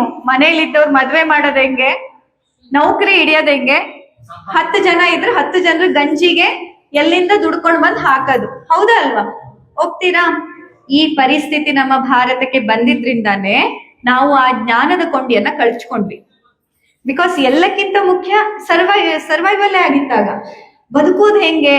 ಮನೆ ತುಂಬಾ ಮಕ್ಕಳು, ಬಡತನ, ಏನ್ ಮಾಡೋದು? ಹಿಂಗ್ ಗಂಜಿ ಬೇಯಿಸ್ ಹಾಕಕ್ಕಾದ್ರೂ ನೌಕರಿ ಸೇರ್ಬೇಕು. ಇಷ್ಟೇ ತಾನೆ ನಿಮ್ಮೆಲ್ಲರ ತಲೆಯಲ್ಲಿ ಆಗ ಇದ್ದಿದ್ದು? ಹಾ, ಈ 1 ಶತಮಾನದ ಅವಧಿ ಮಧ್ಯ ಏನ್ ಬಂತು, ಎಲ್ಲರ ದಾಳಿಗಳಾಯ್ತು ನಮ್ಮ ಭಾರತದ ಮೇಲೆ, ಎಷ್ಟೊಂದು ಜ್ಞಾನ ಭಂಡಾರಗಳನ್ನ ಸುಟ್ಟು ಹಾಕಿದ್ರು. ಇಂಥದೆಲ್ಲ ಆಗ್ತಾ ಬಂದಾಗ ಈ ಒಂದು 100 ವರ್ಷಗಳ ಕಾಲದಲ್ಲಿ ಮಧ್ಯೆ 100-200 ವರ್ಷಗಳೇ ಕಳೆದೋಗಿರ್ಬೋದು, ಯಾರಿಗ್ ಗೊತ್ತು ಅಲ್ವಾ? ಅದರ ಮಧ್ಯದಲ್ಲಿ ನಾವು ನಮ್ಮನ್ನ ಅರ್ಥಕೊಳ್ಬೇಕು, ನಮ್ಮೊಳಗಿನ ನಮ್ಮ ಅಸ್ತಿತ್ವವನ್ನ ತಿಳ್ಕೊಳ್ಬೇಕು ಅನ್ನೋ ಜ್ಞಾನದ ಕೊಂಡಿ ಕಳ್ಚೋಯ್ತು. ಬದುಕ್ಬೇಕು, ಫಸ್ಟು ಜೀವಂತ ಇರಬೇಕು, ನಮ್ಮ ಮನೇಲಿ ಇರೋರಿಗಂತೂ ಅನ್ನ ಹಾಕ್ಬೇಕು, ಇಷ್ಟೇ ನಮ್ಗೆ ಸೀಮಿತ ಆಯ್ತು. ಸೊ ಒಂದು ರೀತಿಯಲ್ಲಿ ನೋಡಿದ್ರೆ ನಾವು ಮತ್ತೆ ಪುನಃ ಆದಿಮಾನವನ ಹಾಗೆ ದಿನ ಶುರು ಮಾಡ್ತಾ ಬಂದ್ವಿ. ಮತ್ತೆ ಪುನಃ ಏನಾದ್ರೂ ದುಡಿ ಹೊಟ್ಟೆಗೆ ಹಾಕು, ದುಡಿ ಹೊಟ್ಟೆಗೆ ಹಾಕು. ಆಮೇಲೆ ಅಲ್ಲಿಂದ ನಿಧಾನಕ್ಕೆ ಹೊಟ್ಟೆಗೆ ತೊಂದರೆ ಇಲ್ಲ ಅನ್ನೋ ಸ್ಥಿತಿ ಬಂತು. ಇನ್ನೊಂದು 10 ವರ್ಷ ಈ ಕಡೆ ಬನ್ನಿ, ಅವಾಗ ಏನೋ ಒಂದು ನೌಕರಿ ಸಿಕ್ತು, ಏನೋ ಒಂದಾಯ್ತು, ಹೊಟ್ಟೆಗಂತೂ ತೊಂದರೆ ಇಲ್ಲ ಅಂದಾಗ ಒಂದ್ ಸ್ವಲ್ಪ ಆಗ ಮನೆ ಮಾಡೋಣ, ಮಕ್ಕಳಿಗೆ ವಿದ್ಯಾಭ್ಯಾಸ ಕೊಡೋಣ. ನಾನಂತೂ ಓದಿಲ್ಲ, ನಮ್ಮ ಮಕ್ಕಳಿಗೆ ಚೆನ್ನಾಗಿ. ಈಗ ನೀವಿಲ್ಲ 50 ವರ್ಷದ ಮೇಲೆ ಅವ್ರ ಕೈ ಎತ್ತಿದ್ರಲ್ಲ, ನಿಮ್ಮೆಲ್ಲ ಮಕ್ಕಳಲ್ಲಿ ಶಿಕ್ಷಣ ಪಡ್ಕೊಳ್ದೇ ಇದ್ ಮಕ್ಳು ಯಾರಾದ್ರೂ ಇದಾರ? ಎಲ್ಲ ಮಕ್ಕಳು ಶಿಕ್ಷಣ ಪಡ್ಕೊಂಡಿದ್ದಾರೆ ತಾನೆ? 50 ವರ್ಷ ಮೇಲ್ಪಟ್ಟವರು ಎಲ್ಲ ನಿಮ್ಮ ಮಕ್ಕಳಿಗೆ ನೀವು ಸುಶಿಕ್ಷಿತರನ್ನಾಗಿ ಮಾಡಿದ್ರಿ, ಹೌದಾ ಅಲ್ವಾ? ಆ ಮಕ್ಕಳಿಗೆ ಎಷ್ಟು ಬೈದು ಹೊಡೆದು ಎಲ್ಲ ಮಾಡಿ ಆದ್ರೂ ಸರಿ, ನಾವಂತೂ ಕಲ್ತಿಲ್ಲ, ನೀನ್ ಕಲಿಬೇಕು, ನೀನ್ ಚೆನ್ನಾಗಿ ಕಲ್ತು ಏನಾದ್ರೂ ಮಾಡ್ಬೇಕು, ನಿನ್ನ ಕಾಲ ಮೇಲೆ ನೀನ್ ನಿಲ್ಬೇಕಂತ ಹೇಳಿದ್ರ ಇಲ್ವಾ? ಯಾಕೆ ಅಂದ್ರೆ ಅಲ್ಲಿ ಹೊಟ್ಟೆಗೆ ಹಾಕೋ ಅನ್ನೋದು ಮುಗೀತು ಕತೆ. ಅದ್ರ ನಂತರ ಇನ್ನೊಂಚೂರ್ ಮುಂದೆ ಬಂದು ಸುಶಿಕ್ಷಿತರಾಗೋಣ, ಒಂದ್ ಸ್ವಲ್ಪ ಶಿಕ್ಷಣವನ್ನ ಪಡ್ಕೊಳ್ಳೋಣ, ಮನೆ ಮಾಡೋಣ, ಆಸ್ತಿ ಮಾಡೋಣ, ಬಂಗಾರ ಮಾಡೋಣ. ಹೀಗೆ ನಾವು ಒಂದು ಸ್ಟೆಪ್ ಮುಂದೆ ಬಂದು ಸರ್ವೈವಲ್ ಅನ್ನೇ ಇನ್ನೊಂಚೂರು ಗಟ್ಟಿಗೊಳಿಸ್ಲಿಕ್ಕೆ ಬೇಕಾದಂತಹ ಹಣ, ಆಸ್ತಿ, ಅಂತಸ್ತು ಇದರ ಬಗ್ಗೆ ಒಂದ್ ಸ್ವಲ್ಪ ಬಂತು. ಈಗ ಇನ್ನೊಂಥರ ಸುವರ್ಣ ಯುಗ. ಯಾಕಂದ್ರೆ ಜನರಲ್ಲಿ ಮತ್ತೆ ಪುನಃ ಜ್ಞಾನದ ಹಸಿವು ಶುರುವಾಗಿದೆ. ಆಗ 50 ವರ್ಷದ ಹಿಂದೆ ನಿಮ್ಗೇನ್ ಆಹಾರದ ಹಸಿವಿತ್ತಲ್ಲ, ಮನೆ ತುಂಬಾ ಜನ ಇದ್ದಾರೆ, ಅಕ್ಕಿ ಇಷ್ಟೇ ಇದೆ, ಹೆಂಗಪ್ಪ ಅಂತ ಗಂಜಿ ಕುಡ್ಕೊಂಡಿರ್ತಿದ್ರಲ್ವಾ, ಅದೇ ರೀತಿ ಆಗ ಇದ್ದಿದ್ದು ಹೊಟ್ಟೆ ಹಸಿವು. ಈಗ ಜನರಲ್ಲಿ ಜ್ಞಾನದ ಹಸಿವು ಮತ್ತೆ ಶುರುವಾಗಿದೆ. ಇದು ಒಂದು ಲೆಕ್ಕದಲ್ಲಿ ಒಳ್ಳೇದು ಇದು. ಯಾಕೆಂದ್ರೆ ನಾವು ಮತ್ತೆ ಪುನಃ ಹುಡುಕ್ತಿದ್ದೀವಿ, ಎಲ್ಲದ್ರದ್ದು ರೆಫರೆನ್ಸ್ ಹುಡ್ಕೋದು, ಎಲ್ಲದ್ರ ಮೂಲ ಹುಡ್ಕೊಂಡು ಹೋಗೋದು, ಎಲ್ಲದ್ರ ಬಗ್ಗೆ ಅರಿತುಕೊಳ್ಬೇಕು ಅನ್ನುವಂತಹ ಉತ್ಸಾಹ ಮತ್ತೆ ಶುರುವಾಗಿರೋದು. ನಿಜಕ್ಕೂ ಹೇಳ್ತೀನಿ, ಇಲ್ಲಿ ಯಾರ್ಯಾರು 50, 60, 70 ವರ್ಷದ ಮೇಲ್ನವ್ರು ಇದ್ದೀರಾ, ನೀವೆಲ್ಲ ತುಂಬಾ ಪುಣ್ಯವಂತರು. ಬಿಕಾಸ್ ನೀವ್ ಎಲ್ಲ ಶಿಫ್ಟ್ ಅನ್ನ ನೋಡಿದೀರಾ. ಏನೂ ಇಲ್ಲದೆ ನಾಳೆ ಗಂಜಿ ಮನೇಲಿ ಇರತ್ತೋ ಇಲ್ವತ್ತೋ ಗೊತ್ತಿಲ್ಲದೆ ನೀರ್ ಕುಡ್ಕೊಂಡಿದ್ದ ದಿನಾನೂ ನೋಡಿದೀರಾ. ಇವತ್ತು ಈಗ ನಿಮ್ ಮನೆಗೆ 10 ಜನ ನಾನು ಫೋನ್ ಮಾಡದೆ ಸೀದಾ ಬಂದ್ರೆ ಊಟ ಹಾಕೋ ಸ್ಥಿತಿಯನ್ನು ನೀವು ನೋಡಿದೀರಾ ಅಲ್ವಾ? ಹಾಗಾಗಿ ನೀವು ತುಂಬಾ ಪುಣ್ಯವಂತರು. ಈಗಿನ ಮಕ್ಕಳಿಗೆ ನೀವು ಇದನ್ನ ಅರ್ಥ ಮಾಡ್ಸಕ್ ಹೋಗ್ತೀರಾ, ಬಟ್ ಅವ್ರಿಗೆ ಅರ್ಥ ಆಗಲ್ಲ. ಯಾಕೆ ಅಂತಂದ್ರೆ ನೀವು ನೋಡಿದ ರೀತಿ ಸರ್ವೈವಲ್ ಸ್ಟ್ರಗಲ್ ಅವ್ರು ನೋಡಿಲ್ಲ. ಬದುಕೋದಕ್ಕೆ ಕಷ್ಟ ಎಷ್ಟು ಪಡ್ಬೇಕನ್ನೋದನ್ನ ಅವ್ರು ನೋಡಿಲ್ಲ. ನೀವು ಕಷ್ಟಪಟ್ಟು ನೀವೇನ್ ಕೊಟ್ಟಂತಹ ಸಂಸ್ಕಾರ, ಶಿಕ್ಷಣಗಳಿಂದಾಗಿ ಹೊಟ್ಟೆಗೆ, ಬಟ್ಟೆಗೆ, ಮನೆಗಂತೂ ತೊಂದ್ರೆ ಇಲ್ಲ ಅಂತಾನೆ ಅವರು ಹುಟ್ಟಿನಿಂದ ನೋಡ್ತಾ ಬಂದಿದ್ದು. ಹಾಗಾಗಿ ನೀವು ಜೀವನದ ಸ್ಟ್ರಗಲ್ ಬಗ್ಗೆ ಅವ್ರು ಹೇಳಿದಾಗ ಅಯ್ಯೋ ಸಾಕ್ ಬಿಡಪ್ಪ, ಹೇಳದ್ ಕತೆ ಎಷ್ಟ್ ಸತಿ ಹೇಳ್ತೀಯ ಅಂತ ಅವ್ರು ಹೇಳಿದ್ರೆ ಬೇಜಾರ್ ಮಾಡ್ಕೋಬೇಡಿ. ಯಾಕಂದ್ರೆ ಅವ್ರಿಗೆ ಗೊತ್ತಿಲ್ಲ, ಅವ್ರಿಗೆ ಅದ್ರ ಅರಿವಿಲ್ಲ. ನೀವು ಒಂದಿನಾದ್ರೂ ಅವರಿಗೆ ತಣ್ಣೀರ್ ಬಟ್ಟೆ ಹಾಕಿ ಮಲ್ಗಕ್ ಹೇಳಿದ್ರ? ಇಲ್ಲಪ್ಪ ಇವತ್ತು ಊಟ ಇಲ್ಲ, ಗಂಜಿನೂ ಇಲ್ಲ, ನೀರ್ ಕುಡ್ಕೊಂಡ್ ಮಲಗಪ್ಪ ಅಂತ ಎಷ್ಟ್ ಜನ ಹೇಳಿದ್ದೀರಾ ನಿಮ್ ಮಕ್ಕಳಿಗೆ? ಕಳೆದ 10-15 ವರ್ಷದಲ್ಲಿ ಹುಟ್ಟಿದ ಮಕ್ಕಳಿಗೆ ಯಾರಿಗೂ ನಾವು ಹೇಳಲಿಲ್ಲ. ಹಂಗ ಹೇಳ್ಬೇಕು ಅಂತಲ್ಲ ನಾನು ಹೇಳ್ತಿರೋದು, ಆದ್ರೆ ಅವರ ಪಾಯಿಂಟ್ ಆಫ್ ವ್ಯೂ ನೀವು ಅರ್ಥ ಮಾಡ್ಕೋಬೇಕು. ನೀವು ಜೀವನದ ಬಗ್ಗೆ ಹೇಳಿದಾಗ ಅವ್ರಿಗೆ ಯಾಕೆ ಅರ್ಥ ಆಗಲ್ಲ ಅಂತಂದ್ರೆ ಅವ್ರ ಯಾವತ್ತೂ ಅದನ್ನ ಎಕ್ಸ್ಪೀರಿಯನ್ಸ್ ಮಾಡಿಲ್ಲ, ಅವ್ರಿಗೆ ಗೊತ್ತಿಲ್ಲ ಅದ್ರ ಬಗ್ಗೆ. ನೀವು ಅದನ್ನೆಲ್ಲ ನೋಡಿದೀರಾ. ನೀವು ನಿಮ್ಮ ಅನುಭವಗಳಿಂದ ಜೀವನದ ಪ್ರತಿ ಹಂತದಲ್ಲಿ ಬೇರೆ ಬೇರೆ ರೀತಿಯಾಗಿ ಅದನ್ನ ಅನುಭವಿಸಿದೀರಾ, ಕೆಲವೊಂದಿಷ್ಟು ಅನಿವಾರ್ಯವಾಗಿ ಅನುಭವಿಸಿದೀರಾ. ಆದ್ರೆ ಅದರಿಂದ ಈ ಪಾಠ ಏನ್ ಕಲ್ತಿದ್ದೀರಲ್ಲ, ಅದು ನಿಮ್ಮ ಜೀವನದ ಮೌಲ್ಯವನ್ನ ಇನ್ನಷ್ಟು ಹೆಚ್ಚಿಸುವಂಥದ್ದು. ನೀವು ತುಂಬಾ ಪುಣ್ಯವಂತ ಒಂದು ಜನರೇಷನ್, ಎಲ್ಲದನ್ನ ನೋಡಿದೀರಾ. ಈಗ ನಮ್ಮ ಜನರೇಷನ್ ಅವ್ರು ಏನಿದೀವಿ, ನಾವಿದೆಲ್ಲದ ಅಧೋಗತಿಯನ್ನ ನೋಡಿ ಮತ್ತೆ ಶುರುವಾಗ್ಬೇಕಿನ್ನು.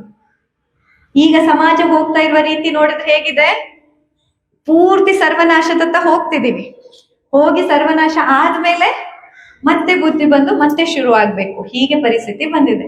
ಒಂದು ಆಹಾರದಿಂದ ಹಿಡಿದಿರ್ಬೋದು, ನೀರಿನಿಂದ ಹಿಡಿದು, ಪ್ರಕೃತಿಯಿಂದ ಹಿಡಿದು, ಪ್ರತಿ ವಿಷಯದಲ್ಲಿ ಸರ್ವನಾಶದತ್ತ ಹೋಗ್ಲಿಕ್ಕೆ ಏನೇನ್ ಮಾಡ್ಬೇಕೋ ಎಲ್ಲದನ್ನು ನಾವು ಮಾಡ್ತಾ ಇದ್ದೇವೆ. ನಮ್ಮ ಸಮಾಜ ಈಗ ಮಾಡ್ತಾ ಇದೆ. ಆದ್ರೆ ಅದು ಗೊತ್ತಾಗ್ಬೇಕಂದಾಗ ಮತ್ತೆ ಪುನಃ ಆ ಅನಿವಾರ್ಯತೆಯೇ ಬರ್ಬೇಕು. ಸೊ ಪಂಚಕರ್ಮ ಅಂದಾಗ ಕೇವಲ ಬಾಡಿ ಡಿಟಾಕ್ಸ್ ಅಲ್ಲ, ಹಾಗ ಅಂದ್ಕೊಂಡಿದ್ದೀವಿ. ಯಾಕಂತಂದ್ರೆ ದೇಹಕ್ಕೆ ಸಂಬಂಧಪಟ್ಟಂತಹ ಸಮಸ್ಯೆಗಳಿದ್ದಾಗಲೇ ಹೆಚ್ಚಿನವರು ಪಂಚಕರ್ಮ ತಗೊಳ್ಳೋದ್ರಿಂದ, ಅಂಡ್ ಹೆಚ್ಚಿನ ಆಸ್ಪತ್ರೆಗಳು ಅದೇ ರೀತಿ ಹೈಲೈಟ್ ಮಾಡೋದ್ರಿಂದ, ಕಾಲು ನೋವಿದ್ಯಾ ಇದನ್ ತಗೊಳ್ಳಿ, ತಲೆ ನೋವಿದ್ಯಾ ಇದನ್ ತಗೊಳ್ಳಿ ಅಂತ ಮಾಡೋದ್ರಿಂದ ಪಂಚಕರ್ಮ ಅನ್ನೋದು ನಾವು ನಮ್ಮ ದೇಹಕ್ಕೆ ಚಿಕಿತ್ಸೆ ಕೊಡೋದು, ದೇಹಕ್ಕೆ ಮಾಲಿಶ್ ಮಾಡೋದು ಮಾತ್ರ ಅಂತ ಅನ್ಕೊಂಡಿದೀವಿ. ಆದ್ರೆ ಹಾಗಲ್ಲ. ಪಂಚಕರ್ಮ ಅನ್ನೋದು ನಿಮಗೆ ನಿಮ್ಮ ಪಂಚಕೋಶಗಳ ಅರಿವನ್ನ ಕೊಡ್ಲಿಕ್ಕೆ, ನೀವು ನಿಮ್ಮ ಅಸ್ತಿತ್ವದ ನಿಜ ಸ್ವರೂಪವನ್ನ ತಿಳ್ಕೊಳ್ಳಿಕ್ಕೆ ಸಹಾಯ ಮಾಡೋದು. ಯಾಕಂದ್ರೆ ಪಂಚಕರ್ಮ ಚಿಕಿತ್ಸೆಗಳ ಫಲಶ್ರುತಿಯನ್ನ ಹೇಳುವಾಗ ಆಚಾರ್ಯರು ಬರೆದಿದ್ದಾರೆ, ಇಂದ್ರಿಯ ಪ್ರಸನ್ನತಾ ಏನೇನೋ ಬರೆದಿದ್ದಾರೆ. ಇಂದ್ರಿಯ ಪ್ರಸನ್ನತಾ ಅಂದ್ರೆ ಏನು? ನಿಮ್ಮ ಎಲ್ಲ ಸೆನ್ಸ್ ಆರ್ಗನ್ಸ್ಗಳು ಖುಷಿಯಲ್ಲಿರುತ್ತೆ. ಯಾವುದು? ಏನೋ ಒಂದು ಚಿಕಿತ್ಸೆ ಮಾಡಿದಾಗ, ಈಗ ವಿರೇಚನ ಅಂತ ಬೇದಿ ಮಾಡೋ ಚಿಕಿತ್ಸೆ. ಸೊ ನಿಮ್ಮ ತಲೆಯಲ್ಲಿ ಏನಿರುತ್ತೆ? ಹೊಟ್ಟೆ ಎಲ್ಲ ಕ್ಲೀನ್ ಆಗತ್ತಪ್ಪ, ಶುದ್ಧ ಆಗತ್ತೆ. ಬಟ್ ಹೊಟ್ಟೆ ಶುದ್ಧ ಆಗೋದಕ್ಕೂ ಸೆನ್ಸ್ ಆರ್ಗನ್ಸ್ಗಳು ಖುಷಿಯಿಂದ ಇರೋದಕ್ಕೂ ಏನಪ್ಪ ಕನೆಕ್ಷನ್? ಖಂಡಿತ ಕನೆಕ್ಷನ್ ಇದೆ. ಇಲ್ಲಿ ಹೊಟ್ಟೆ ಶುದ್ಧಿ ಅಂದಾಗ ನೀವ್ ಅನ್ಕೊಂಡಾಗ ಬರೀ ಕರಳಷ್ಟೇ ತೊಳೆಯೋದಲ್ಲ. ಆ ವಿರೇಚನ ಅನ್ನುವಂತಹ ಪ್ರಕ್ರಿಯೆ, ಅದರಲ್ಲಿ ಪೂರ್ವ ಕರ್ಮ, ಪ್ರಧಾನ ಕರ್ಮ, ಪಶ್ಚಾತ್ ಕರ್ಮ ಅಂತ ಬರುತ್ತೆ. ಹಂತಗಳಿದಾವೆ. Pre operative procedures, main procedure ಏನಿದೆ, ಮತ್ತು ಪೋಸ್ಟ್ ಆಪರೇಟಿವ್ ಪ್ರೊಸೀಜರ್. ಈ ಎಲ್ಲ ಪದ್ಧತಿಗಳನ್ನ ನಾವು ಫಾಲೋ ಮಾಡೋದು ಯಾವ್ದಕ್ಕೆ ಅಂತಂದ್ರೆ, ನಿಮ್ಮ ಅನ್ನಮಯ ಕೋಶ, ಪ್ರಾಣಮಯ ಕೋಶ, ಮನೋಮಯ ಕೋಶ, ಜ್ಞಾನಮಯ ಕೋಶ ಹಾಗೂ ಆನಂದಮಯ ಕೋಶ ಆಕ್ಟಿವೇಟ್ ಆಗ್ಬೇಕು. ಬರೀ ನಿಮ್ ಹೊಟ್ಟೆ ತೊಳೆದ್ರೆ ಏನಾಗಲ್ಲ, ಬರೀ ಅದರಿಂದ ಆಗುವಂಥದ್ದಲ್ಲ. ಈಗ ಸರ್ ಹೇಳಿದ್ರು ಏನೇನೋ ಸಮಸ್ಯೆ ಇತ್ತು, ಔಷಧಿ ತಗೊಳ್ದೆ ಕೇವಲ ಆಹಾರದಲ್ಲಿ ನಾನು ಬದಲು ಮಾಡ್ಕೊಂಡೆ. ಯಾಕೆಂದ್ರೆ ಆಹಾರ, ನೀವು ತಿನ್ನೋ ಆಹಾರ ಕೇವಲ ನಿಮ್ಮ ದೇಹವನ್ನಷ್ಟೇ ನರಿಶ್ ಮಾಡೋಲ್ಲ. ನೀವ್ ಅಂದ್ಕೊಂಡಿದ್ದೀರಾ ದೇಹಕ್ಕೆ ಶುದ್ಧ ಆಗತ್ತೆ, ಇದು ತಿಂದ್ರೆ ಕಣ್ಣು ಶುದ್ಧ ಆಗತ್ತೆ. ಹೇಗ್ ಶುದ್ಧ ಆಗತ್ತೆ? ಹೇಗೆ ಅಂತಂದ್ರೆ, ನೀವು ತಿಂದಂತಹ ಆಹಾರ ನಿಮ್ಮ ಪಂಚಕೋಶಗಳನ್ನ ಪುಷ್ಟಿ ಮಾಡತ್ತೆ. ಕೇವಲ ನಿಮ್ಮ ದೇಹನ ಅಲ್ಲ, ನಿಮ್ಮ ಪಂಚಕೋಶಗಳನ್ನ. ಕೆಲವೊಂದಿಷ್ಟು ಈಗ ಸಾತ್ವಿಕ ಆಹಾರ ತಿಂದಾಗ ಹೆಚ್ಚಿನದಾಗಿ ಜ್ಞಾನಮಯ ಕೋಶ, ಆನಂದಮಯ ಕೋಶ ಪುಷ್ಟಿಯನ್ನ ಪಡ್ಕೊಳತ್ತೆ. ಹಾಗೆ ನಮ್ಮ ರಾಜಸಿಕ ಆಹಾರ ತಗೊಂಡಾಗ ಹೆಚ್ಚಿನದಾಗಿ ಪ್ರಾಣ ಚೈತನ್ಯ ವೃದ್ಧಿ ಆಗತ್ತೆ. ಕ್ಷತ್ರಿಯರಿಗೆ ಫುಲ್ ಈಗ ರಾಜವೈಭೋಗ ಊಟ ಹೇಗಿರತ್ತೆ? ಮೃಷ್ಟಾನ್ನ ಭೋಜನ ಅಂತ ಹೇಳ್ತಾರಲ್ಲ, ಹೇಗಿರತ್ತೆ? ಎಲ್ಲ ತರದ ವಿಧವಾದಂತಹ ಭಕ್ಷ್ಯಗಳಿರತ್ತೆ. ಯಾಕಿರತ್ತೆ? ಅವರಲ್ಲಿ ರಜೋಗುಣ ಅಗತ್ಯ ಇದೆ.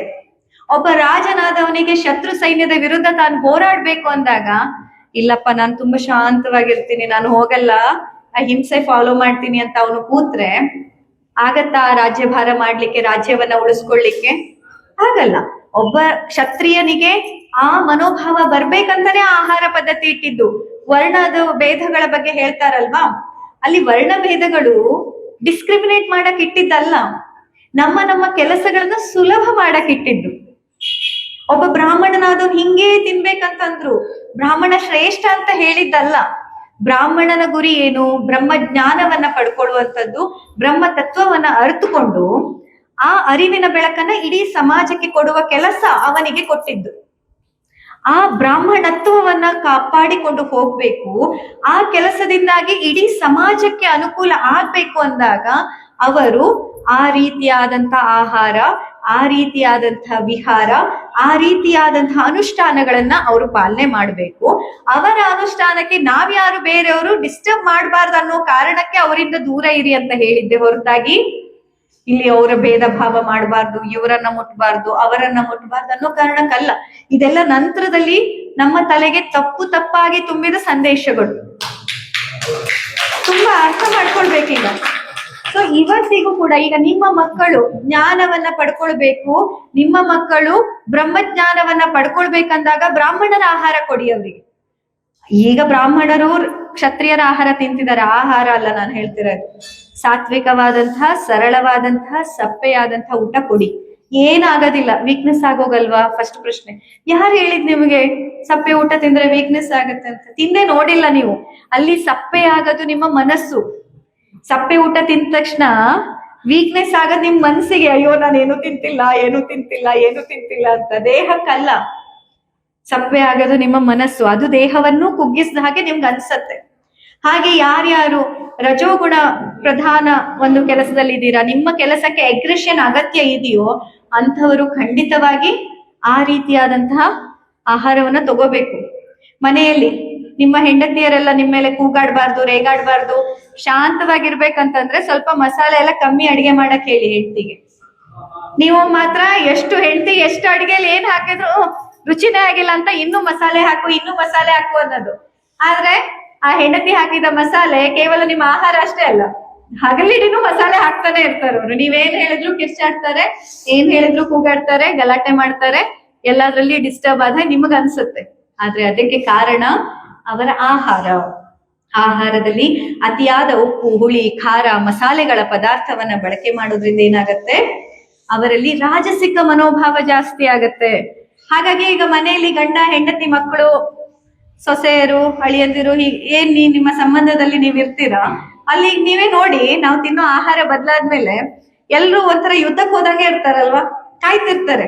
ಇವ್ರು ಒಂದು ಮಾತು ಹೇಳಿ ನಾನ್ ತಿರುಗಿ ಇನ್ನೊಂದ್ ಹೇಳ್ತೀನಿ, ಇವ್ರು ಇನ್ನೊಂದ್ ಮಾತು ಹೇಳಿ ಇನ್ನೊಂದ್ ನಾನ್ ತಿರುಗಿ ಹೇಳ್ತೀನಿ. ಅವತ್ತು ಹಂಗೆ ಹೇಳಿದ್ರಲ್ಲ, ಮಾಡಿಸ್ತೀನಿ ತಡಿ, ಇನ್ನೊಂದ್ ದಿನ ಅವ್ಳು ಒಂದ್ ದಿನ ಏನೋ ಮಾಡ್ಲಿ, ನಾನ್ ವಾಪಸ್ ಹೇಳ್ತೀನಿ.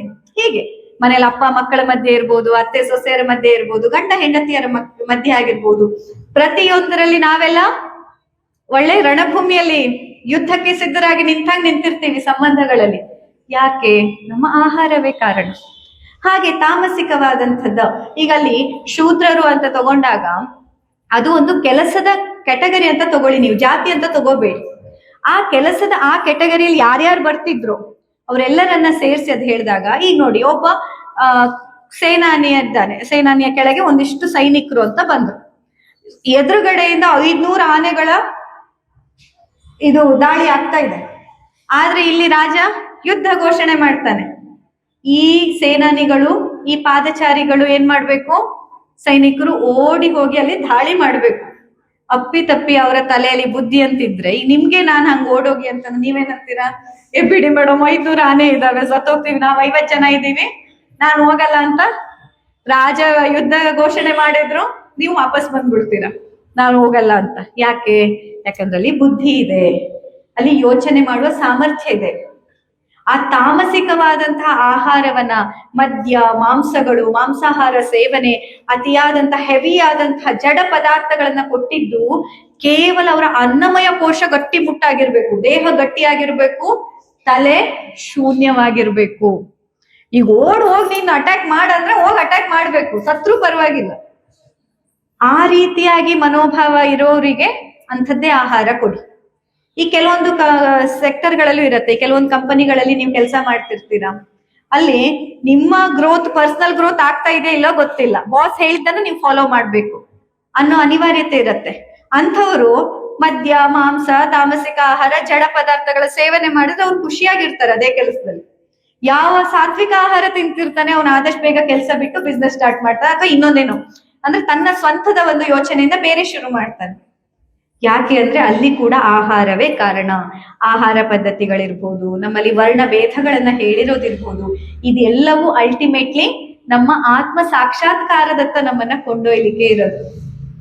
ಆದ್ರೆ ಅದನ್ನ ಕಾಲಕ್ರಮೇಣದಲ್ಲಿ ನಮ್ಮ ಮಧ್ಯೆನೆ ಬಿರುಕು ತರ್ಲಿಕ್ಕೆ, ನೀನ್ ಆ ಜಾತಿ, ನೀನ್ ಈ ಜಾತಿ, ನೀನ್ ಅಂಥವನು, ನೀನ್ ಇಂಥವನು ಅಂತ ಒಬ್ರನ್ನೊಬ್ಬರು ದ್ವೇಷಿಸಿಕೊಂಡು ನಮಗೆ ನಾವು ಕಿತ್ತಾಡ್ಕೊಂಡು ಸಾಯೋ ತರದಲ್ಲಿ ಇದನ್ನ ದುರುಪಯೋಗ ಮಾಡಿಸ್ಕೊಳ್ಲಿಕ್ಕಾಯ್ತು.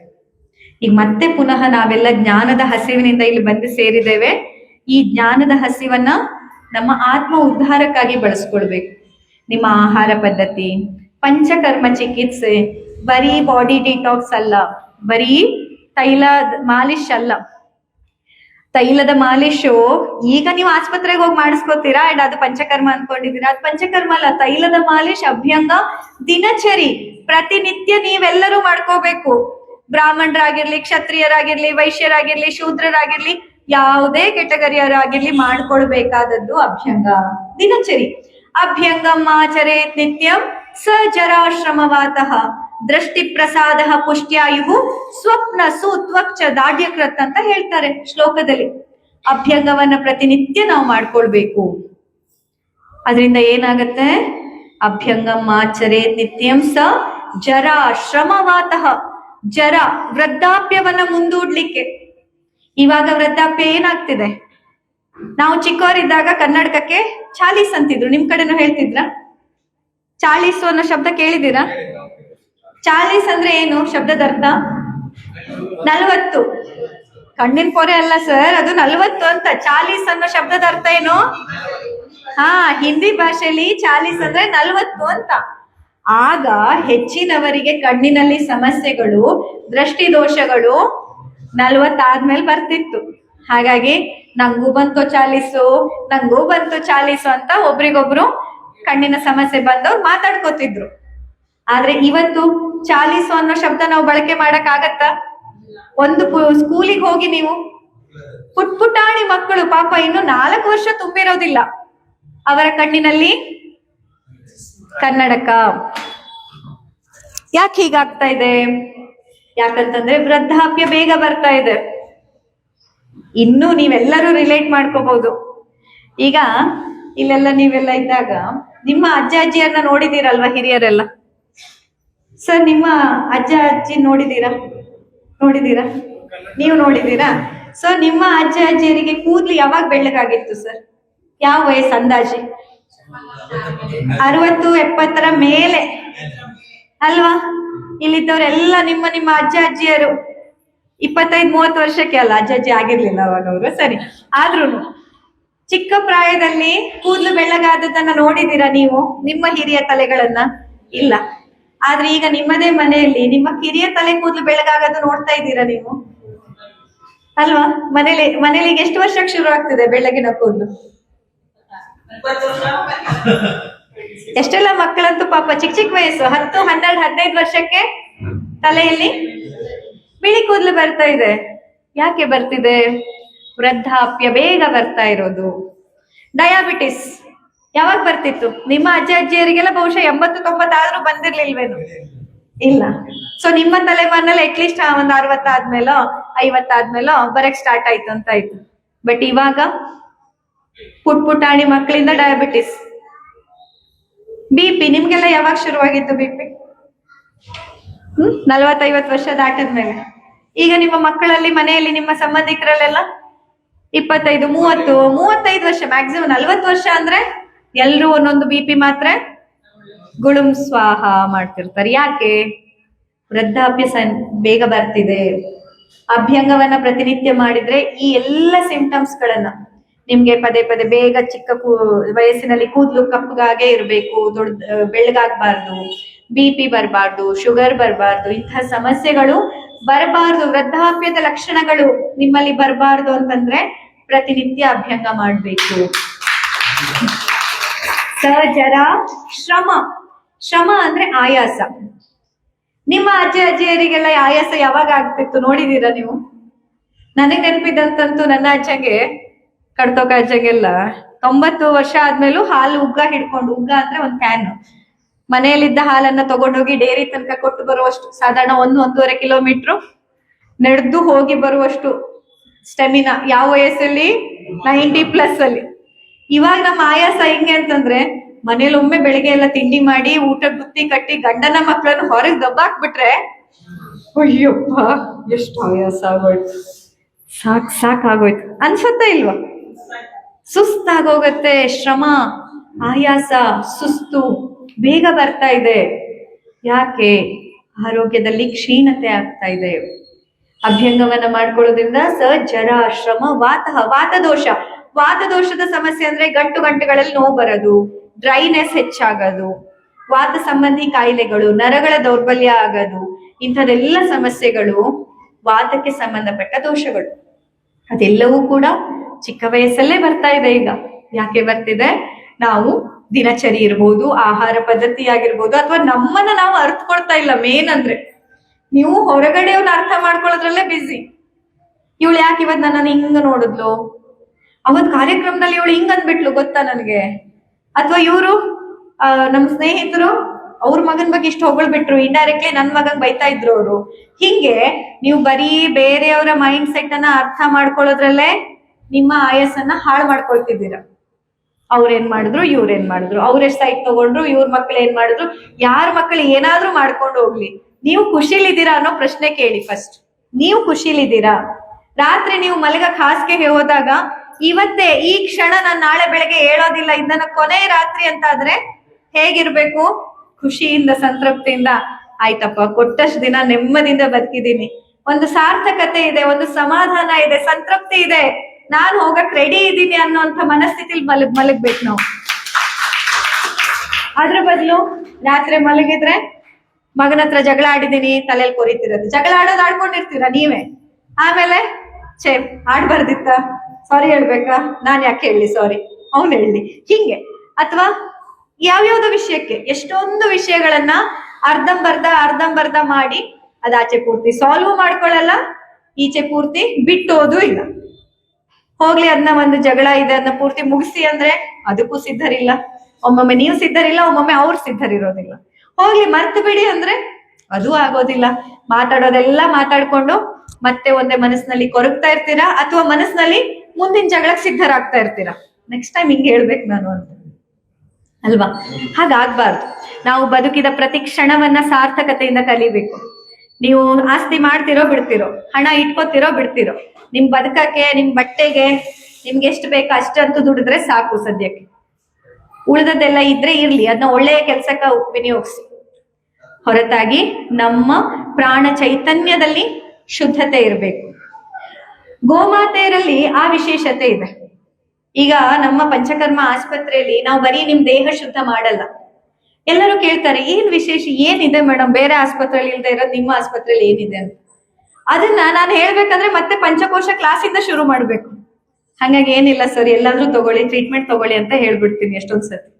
ಯಾಕಂತಂದ್ರೆ ಈ ಕ್ಲಾಸ್ ಅನ್ನ ನಾನು ಮತ್ತೆ ಕೂತ್ಕೊಂಡು ಎಲ್ಲರಿಗೂ ಹೇಳಕ್ ಆಗತ್ತಾ? ದಿವ್ಸಕ್ಕೆ 50 ಪೇಷಂಟ್ ನೋಡಿದ್ರೆ 50 ಜನರಿಗೆ ಈ ಪಾಠ ಮಾಡ್ತಾ ಇರಕ್ಕಾಗತ್ತ? ಆಗೋದಿಲ್ಲ.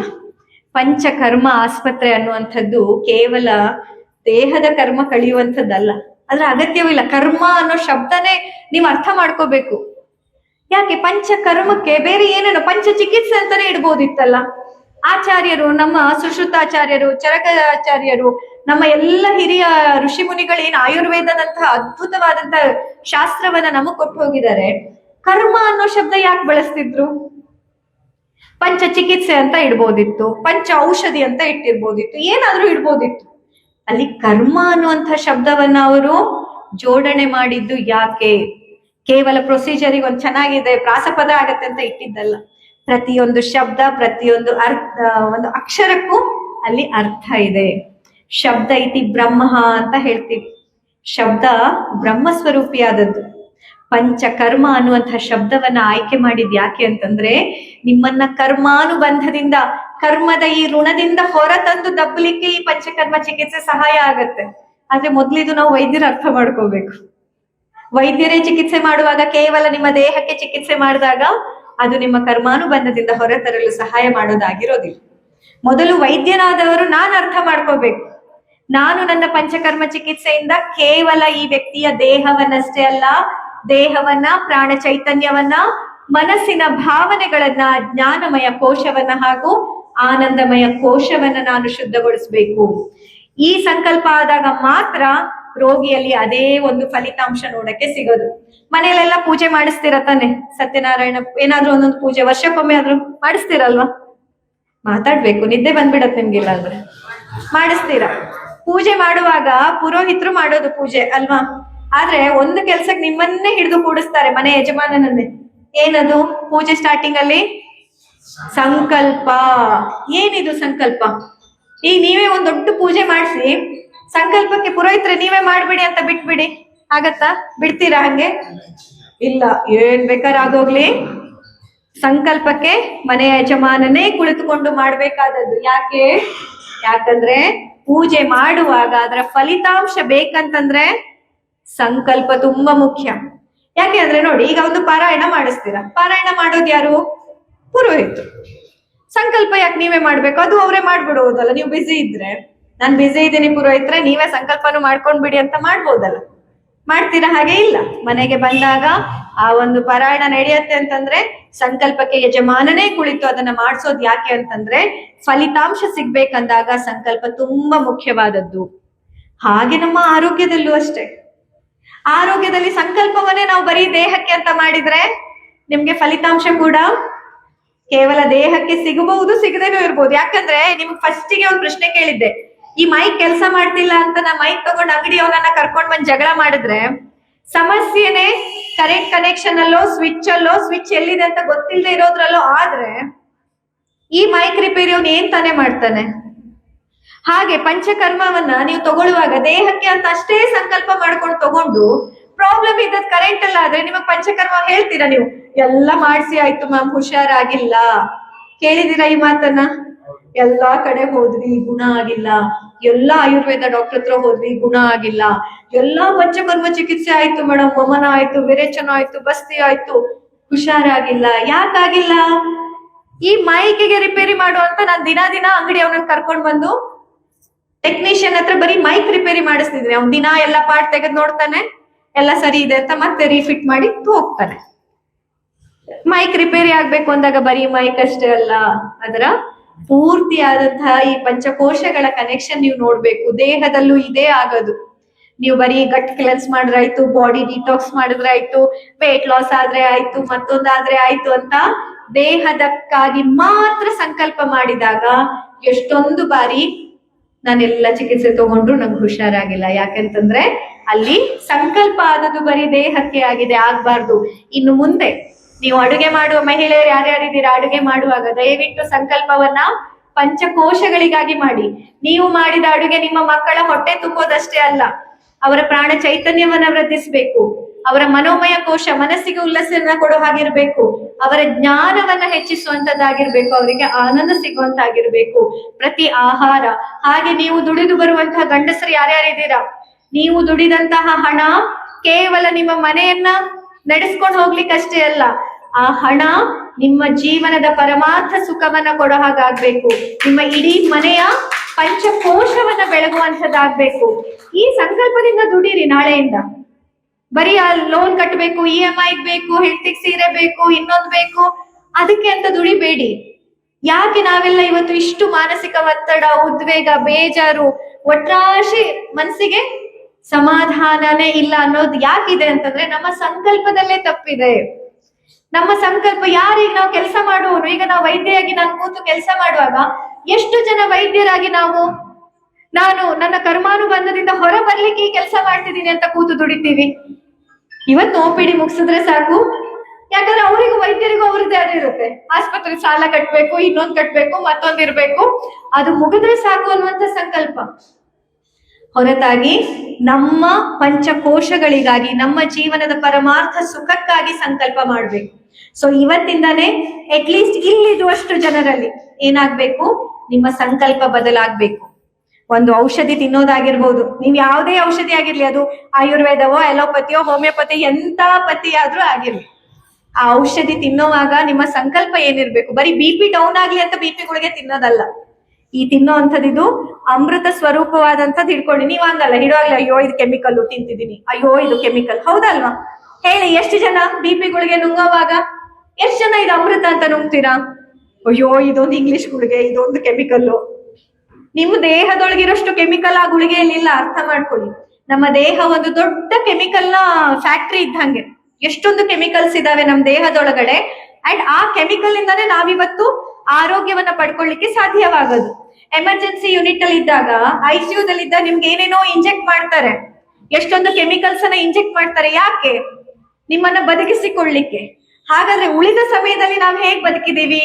ಆ ಎಲ್ಲ ಕೆಮಿಕಲ್ಸ್ ಅನ್ನ ನಿಮ್ಮ ದೇಹ ಉತ್ಪತ್ತಿ ಮಾಡ್ತಾ ಇದೆ. ಅರ್ಥ ಮಾಡ್ಕೊಳ್ಳಿ. ಒಬ್ಬ ವ್ಯಕ್ತಿಗೆ ಉಸಿರಾಡಕ್ ಆಗ್ತಾ ಇಲ್ಲ, ಸೀದಾ ICU ದಲ್ಲಿ ಇಟ್ಟು ವೆಂಟಿಲೇಟರ್ ಹಾಕಿದಾರಂತೆ, ಈಗ ಸ್ಟೇಬಲ್ ಆಗಿದಾರಂತೆ ಅಂತ ಕೇಳಿದ್ರಿ.